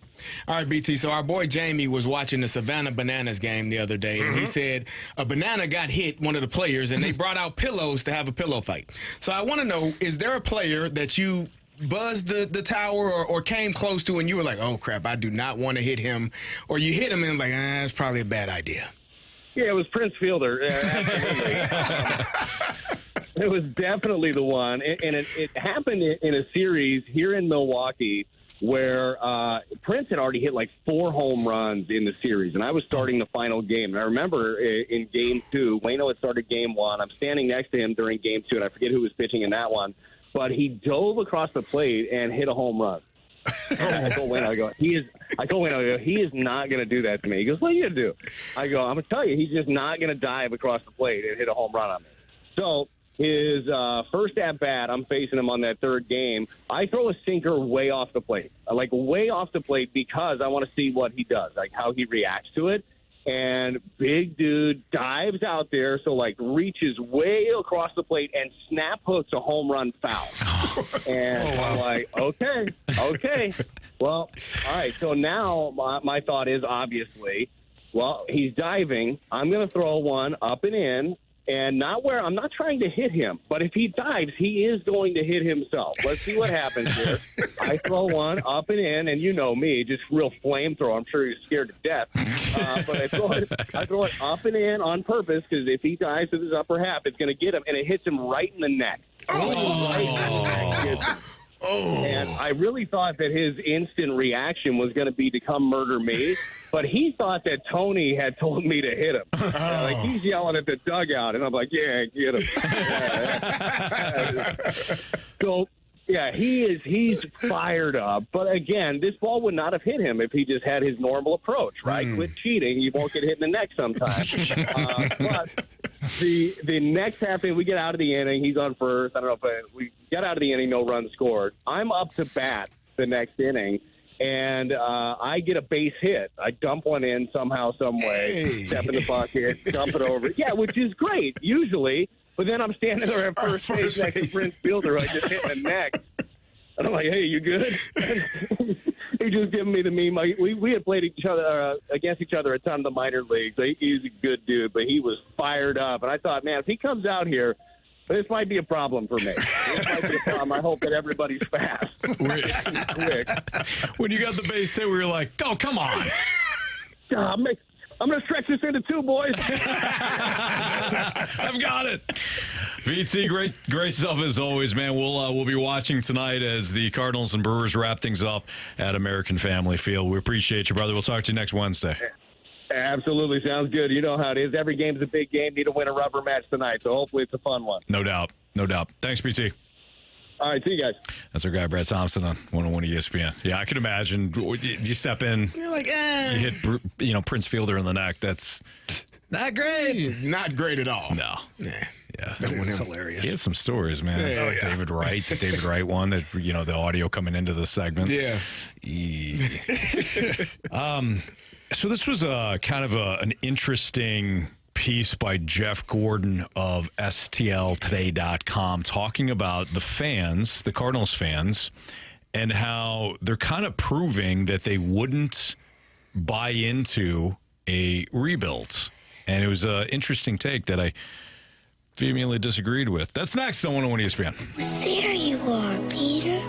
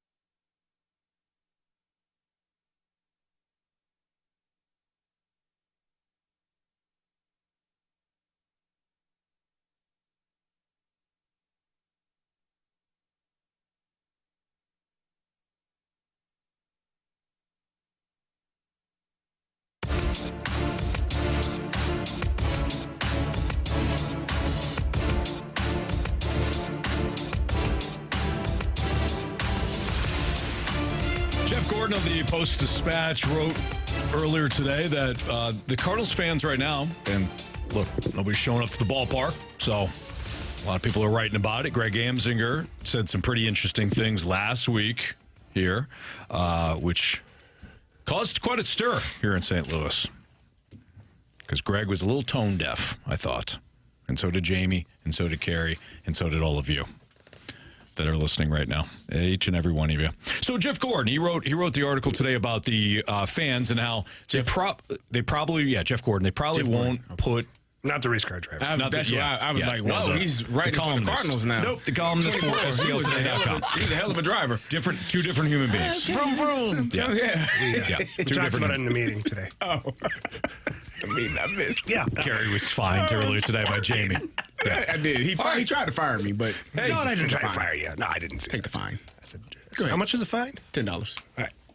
Anyways, so I'll just read a portion of this. Jeff writes, some fans insist they would be willing to endure multiple bad seasons to build a singular powerhouse. But would they really? All those empty seats at Busch Stadium this summer remind us why DeWitt has rejected that strategy, i.e. just go all in, buy a bunch of players, fans will show up, will win. Fans won't pay a premium, he writes, to bathe in their own greasy sweat and watch a team sputter. I don't know if I completely agree with this. I think the fans didn't show up this season not because of just this team, but a combination of anger, frustration, and a loss of hope that the team is actually going to improve. I don't think this season tells us anything about what the fans would put up with if the team goes in another direction. In other words, Jeff correlates the two. He's saying that, see, the fans aren't going to put up with the team rebuilding. Look at this year. No, the fans didn't show up this season because you put a mediocre product on the fields and said you were a contender. Mm-hmm. And you've been doing this, you being the Cardinals, for years now. You've just been, and Jeff did note that you've just been putting your toe in the water trying just to get in. That's what fans are upset with. I could be wrong. Text in, you guys let me know. But I think fans would be more apt to say, okay, you're going with more of a youth movement. Not a rebuild, because a rebuild means you're taking this thing to the studs. You don't have to do that with this roster. And let's be clear. Going with a youth movement doesn't mean you're tanking. Correct. The two don't automatically go together. I agree. So Jeff is saying, you guys wouldn't put up with tanking. I don't think the Cardinals need to tank to stop doing what they're doing now, which is just slapping the Band-Aid over hey, we filled the need, we're good. Yeah. Fans are too smart for that. That is why you're seeing the empty seats at Busch Stadium, in my opinion. I agree with that 100%. I think it's more so you were told that this team would be better than last year. And again, they are. Now, it was a low bar to climb over, to get over, to say that you were better than last year's team. You got less losses. You got more wins. You are better. Mm-hmm. The results, though, are feeling like they're going to be the same. No playoffs. And so I think what Jeff is saying that, fans won't show up for. No, they won't show up for this version of the Cardinals when you have older guys that aren't performing at the level of their contracts. If you have younger guys who are being paid less but performing pretty much and would be performing at the level of the guys that are here now, I think people would show up for that. Again, if this team had the same record as they do right now, even if it was 5 less wins, I think more people would be in attendance for a team of younger players than the team of what you're seeing right now. And I said it earlier, go ahead and be frustrated because they're going to run it back again next year. Yeah. It's going to be the same core of guys here next year. Paul Goldschmidt will be re-signed, in my opinion.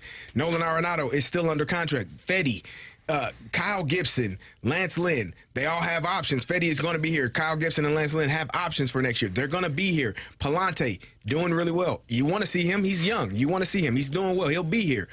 It's going to be the same core guys for 2025 as it is in 2024. So ABS, he says break down in the snake pit. AB in the snake pit says break down the difference between tanking and youth movement.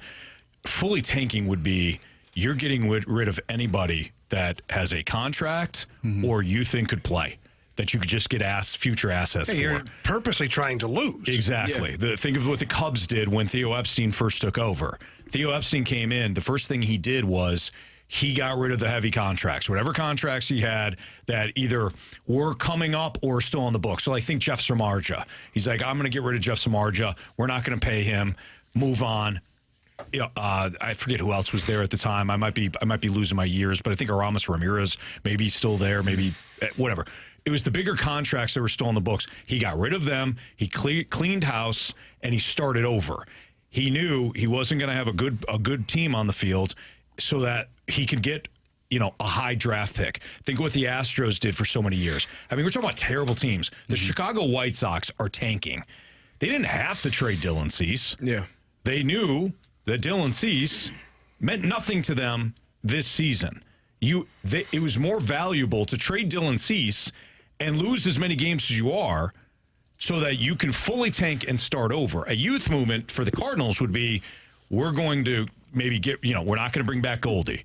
We're not going to bring back Lance Lynn. We're not going to bring back Kyle Gibson. We're going to part with a lot of these veterans, give some of these young pitchers an opportunity, and the younger position players too. This is not a tank at all. Carey, you brought up yesterday that you think the Cardinals could get away with not spending because of the RSN situation, and they could get away with having the young players. Do you think the fans, though, maybe it's split, I don't know, do you think the fans are on board with this youth movement, or are they wanting the Cardinals to spend more money on better players? I wonder if that is split between the fan base, because there are multiple reasons why fans are not showing up to the ballpark. I just wonder what that is. So the one thing that I'm noticing a lot of right now in our Air Comfort Service text line is that from our listeners, and several of them, different listeners albeit, are talking about how they just don't know what the direction of the team is. Mm-hmm. They're saying they want the team to be honest with what direction they're headed towards so that they can get behind the team and be good fans behind what they believe to be the plan. Mm-hmm. I agree. So if the plan is to, and when we say youth movement, it doesn't mean you just get rid of all the older players. No, youth movement means if you have a choice between an aging guy who makes no real difference or a young guy that could get good reps, you go with the young guy. Yes. If you don't have a replacement for Nolan Arenado, and Nolan Arenado wants to be here, you don't just get rid of Nolan Arenado. Yes. Because that would be tanking. That's tanking. There you go. So, yes. So I think if the Cardinals at the end of this season, I do think that they have to have some kind of a shake-up, front office / manager, coach, something to inspire the fan base to kind of get behind. Mm-hmm. And then I think whoever would be at that press conference talking, saying, hey, listen, right now there is some uncertainty financially with some of the TV things and whatnot. So we believe that this is the perfect time for us to really dive into our youth and get behind them and use our resources to maybe get some more coaches on board, get some extra training, get a pitching lab, and really move the needle with these young guys. And that's kind of what I was saying earlier, where if you do go that direction, perhaps in 3 or 4 years, you recoup that money that you quote-unquote lost, and then you can go out and spend it on a guy that's actually going to make a difference. Yes. When everyone else is on a cheap deal and they're producing at a level where they should probably get paid, but they're on a good contract. So you're saying that the Cardinals should maybe look at what Doug Armstrong's trying to do with the Blues? That's a funny idea. Because Army literally said he's loading this team up with 24 to 26-year-old players, and like over the next course of like 2-3 years. Mm-hmm. And if you do that, you're cost controlled, which means now you can go grab a $9 or $10 million player on the open market, or two of them for that matter. And that's hockey. I mean, baseball would be 20 and 25 million, whatever. So AB thanked us for addressing the whole tanking thing, and he also brings up a point that I completely agree with. It's bounced up now, but he's talking about the international market. Why aren't the Cardinals more active in the international market? He's right. Jackson Chourio, you like what he's doing for the Brewers? International free agent. I don't understand why the Cardinals just decide, you know what, we're not gonna dip our toe in those waters. Atlanta has thrived in their international market. It's an avenue that the Cardinals just say no thanks on. So for me, it's like when Jeff writes this, and no offense to Jeff, this is not media crime here. It's a difference of opinion. When he writes this, well, see, the DeWitts aren't going to allow this. It's screaming to me that they're going to go sign another mediocre free agent and say, you're welcome, Cardinals fans. We fixed the problem. Yeah. No, you didn't. And I'd rather plug the hole with a young, up-and-coming player with tons of potential. Splashback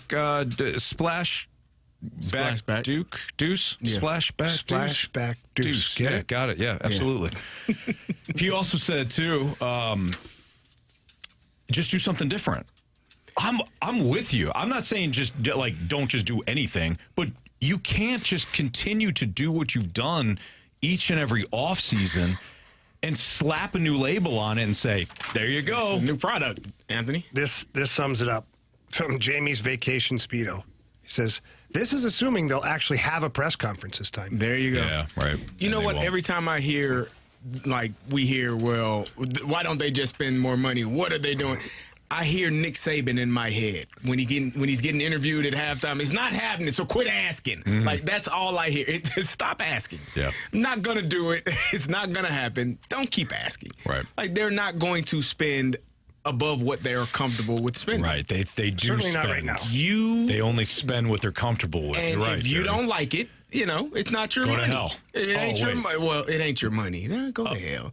Maybe that's what they say amongst misread themselves. that. Yeah. I mean, it's possible. I mean, they might say it. But That's what I hear when they say it. Probably what they mean. Here's where I'll go with this to finish up on my end is for the fans that want the Cardinals to spend.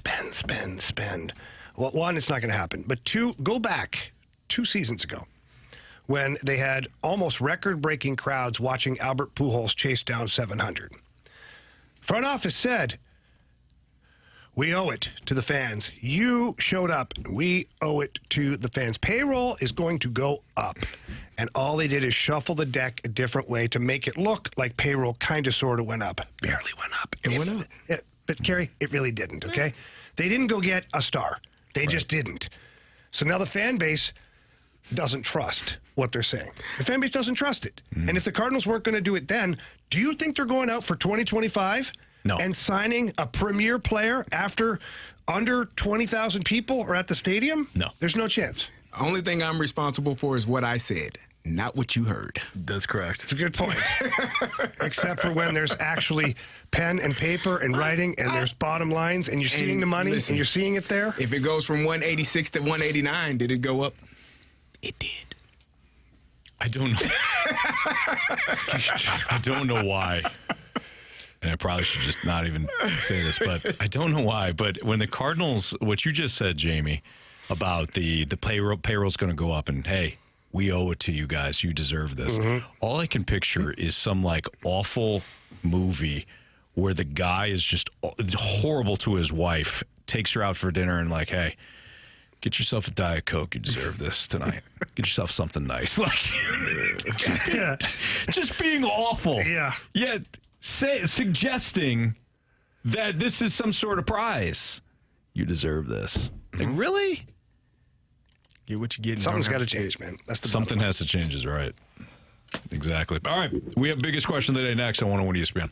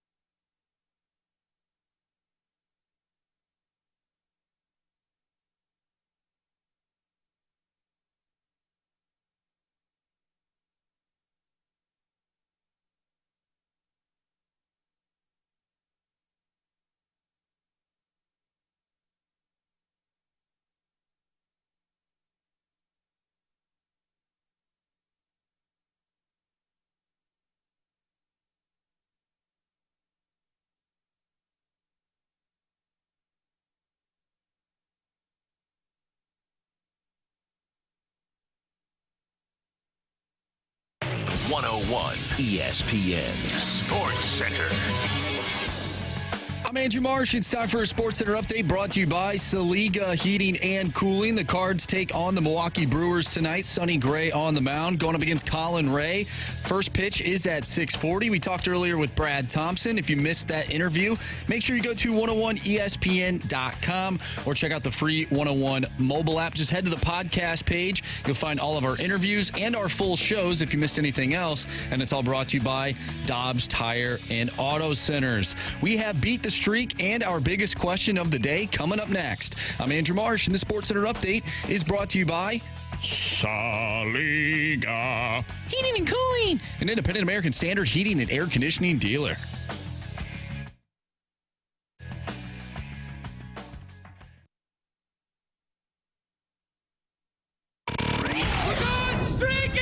I want to hit baseballs. All of my successes depend on me. You ready to hit? The hits just keep on coming. And his first big league hit is a bullet up the middle.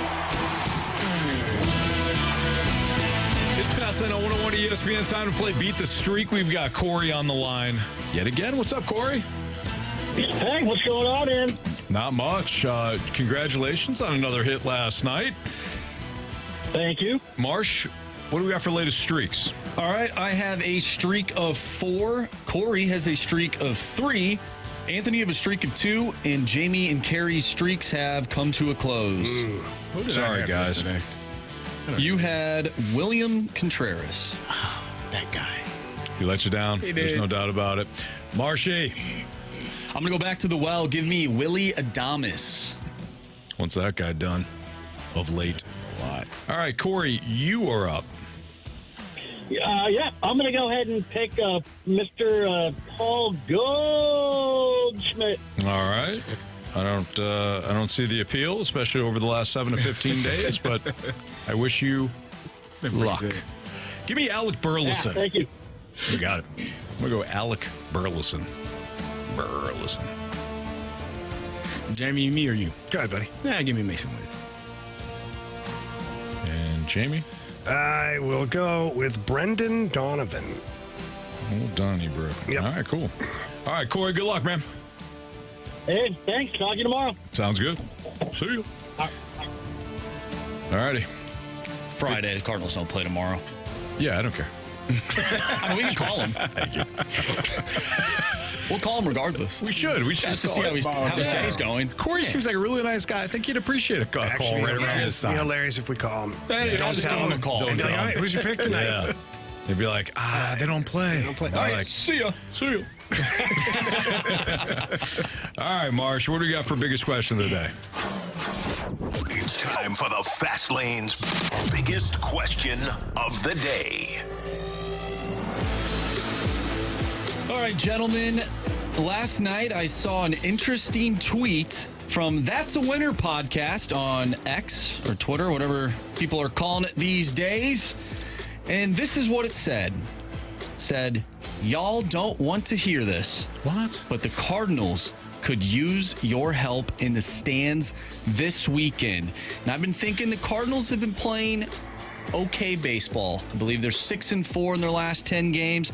We just talked about the fans not showing up to the ballpark, and they have every right to do that. Could fan support at Busch Stadium go a long way if the Cardinals continue to pick up series wins? We look at their schedule. The next 2 series are at home. After Milwaukee, you have Seattle, Cincinnati. Then you go to Toronto. Then you take on Pittsburgh and Cleveland before you head out to Colorado and San Francisco to end the season. Do you think it could go a long way if Cardinal fans do decide to show up? Let's say if the Cardinals win tonight and take 2 of 3 against the Milwaukee Brewers. Well, they were there to start the season. How'd that go? Not great. Well, they didn't believe enough. Don't you go blaming our fans. Well, no. You should. The others have. That's called the Cardinals. You got the fast lane. Oh. And MLB Network. That's true. You have to believe. I'm shocked that they're right around 500. That place isn't packed. What? You went to a game? I did. How was it? They blew it in the 8th. You told me I had to make my son and his friend watch That's the correct. game earlier this year. Yep. Be a young man. Be a man. You Be a told man. me. Yes. No, you sit here and you watch. That's right. Like, nah, Anthony, I want to go home. No. No, you watch all 9 innings. Guess what we did? Guess what I forced my kids to do? They watched. All right. Was it Libertor that night? Ooh, I can't remember. If you're asking me to remember your night out, Anthony, he doesn't remember his night. I don't know if it was Libertor. I feel like they would have made a bigger deal about him taking on the Rays. Yeah, good call. Anyways, one of the relievers blew it that Might have been night. Sean Armstrong. Oh, it wasn't. No, it wasn't him. No, it wasn't him yet. No. no. Carlson did get a hit that night for the Rays. Oh, there you go. Yep. So as far as the question of should the fans listen, I'm always a huge advocate for fans supporting their teams. I also understand the frustration level of the Cardinals fan base in its current situation. Would it be nice for the players to maybe get that extra bump of 35,000 back in the stands, 40 if we're getting crazy for a couple of these games? I'm sure the players would love it. Will it make a difference in their performance? Probably not. No. But I'm always big on fans going to the games. Yeah. I like it. But again, I understand why they're not there. I think it's fantastic. Yeah, I think it'd be great. I think it'd be great if they showed up, but, earn it. So, and they haven't. I don't blame Cardinals fans one bit for checking out. What if they come back? So wait, they've got one more in Milwaukee, and then they come home, right? Yeah.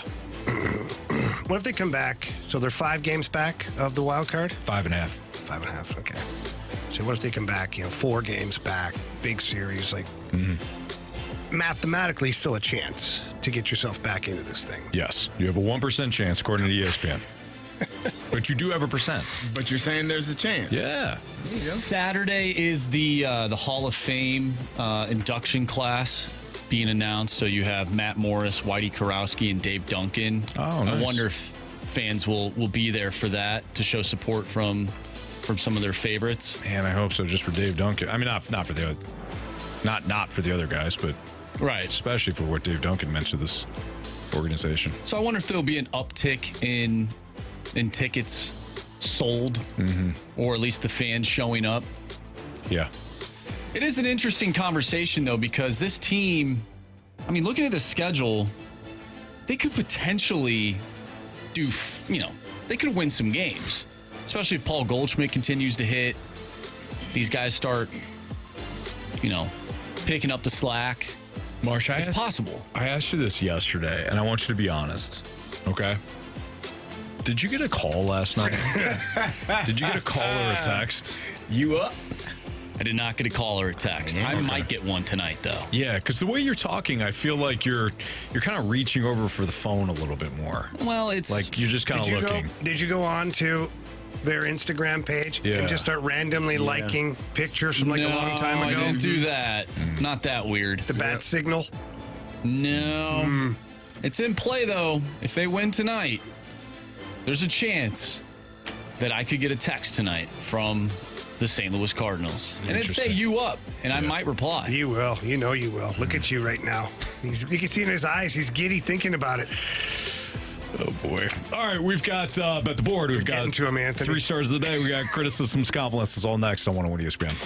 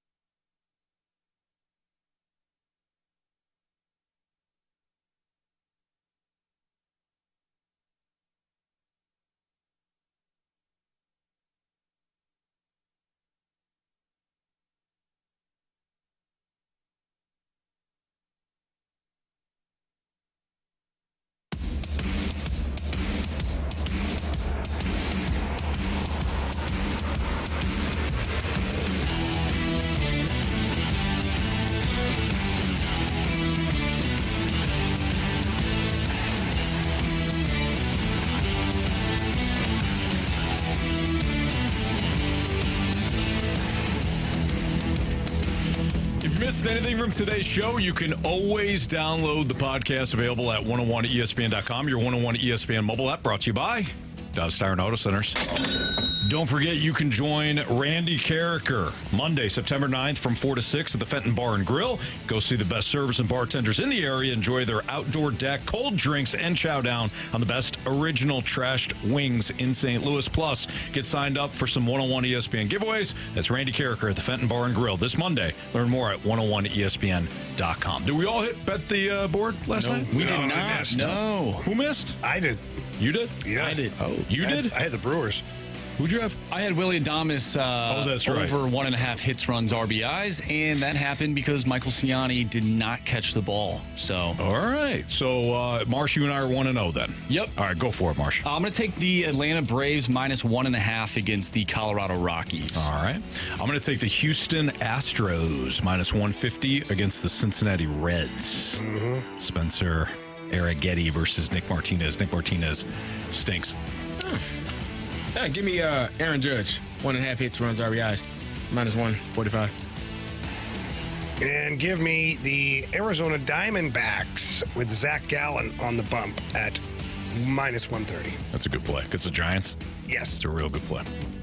All righty, Marsh, what do you got for criticisms and compliments? Yeah, we just got a text from the water boy not too long ago. Are you guys having a work meeting during the Sports Six-Pack? And that is in reference to us essentially breaking down the punishment for the Pick'em Challenge this year with the Rizzuto show. Yeah, but we that's correct. We know our listeners, they're an extension of us. Yeah. So we want to hear it. We have no love the secrets. ideas. We bring them in.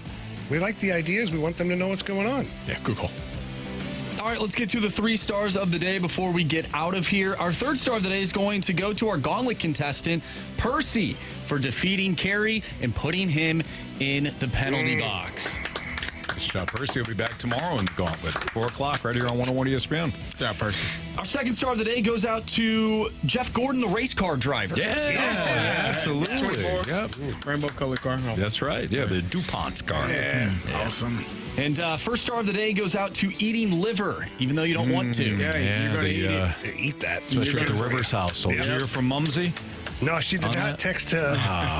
No. It's always tough, you know, Still scarred, especially when you Mom. mention your mom and you look down at a text and you're like, oh, not listening today, huh, Mom? That's tough. All right, we've got instant replay coming up from 6 to 7. Hey, boys, when we wake up tomorrow morning, football. There will be NFL football. Hey, picks. Did you guys get your picks in? Nope. I got mine in today. Did you? I did. All right. Wanted to make sure because sometimes I can forget. The whole weeks have gone by. Months even. Oh, no. That'll do it for us. For Andrew Marsh, Carey Davis, and Jamie Rivers, I'm Anthony Stalter. We appreciate everybody listening and watching throughout the course of the day today. We will see you.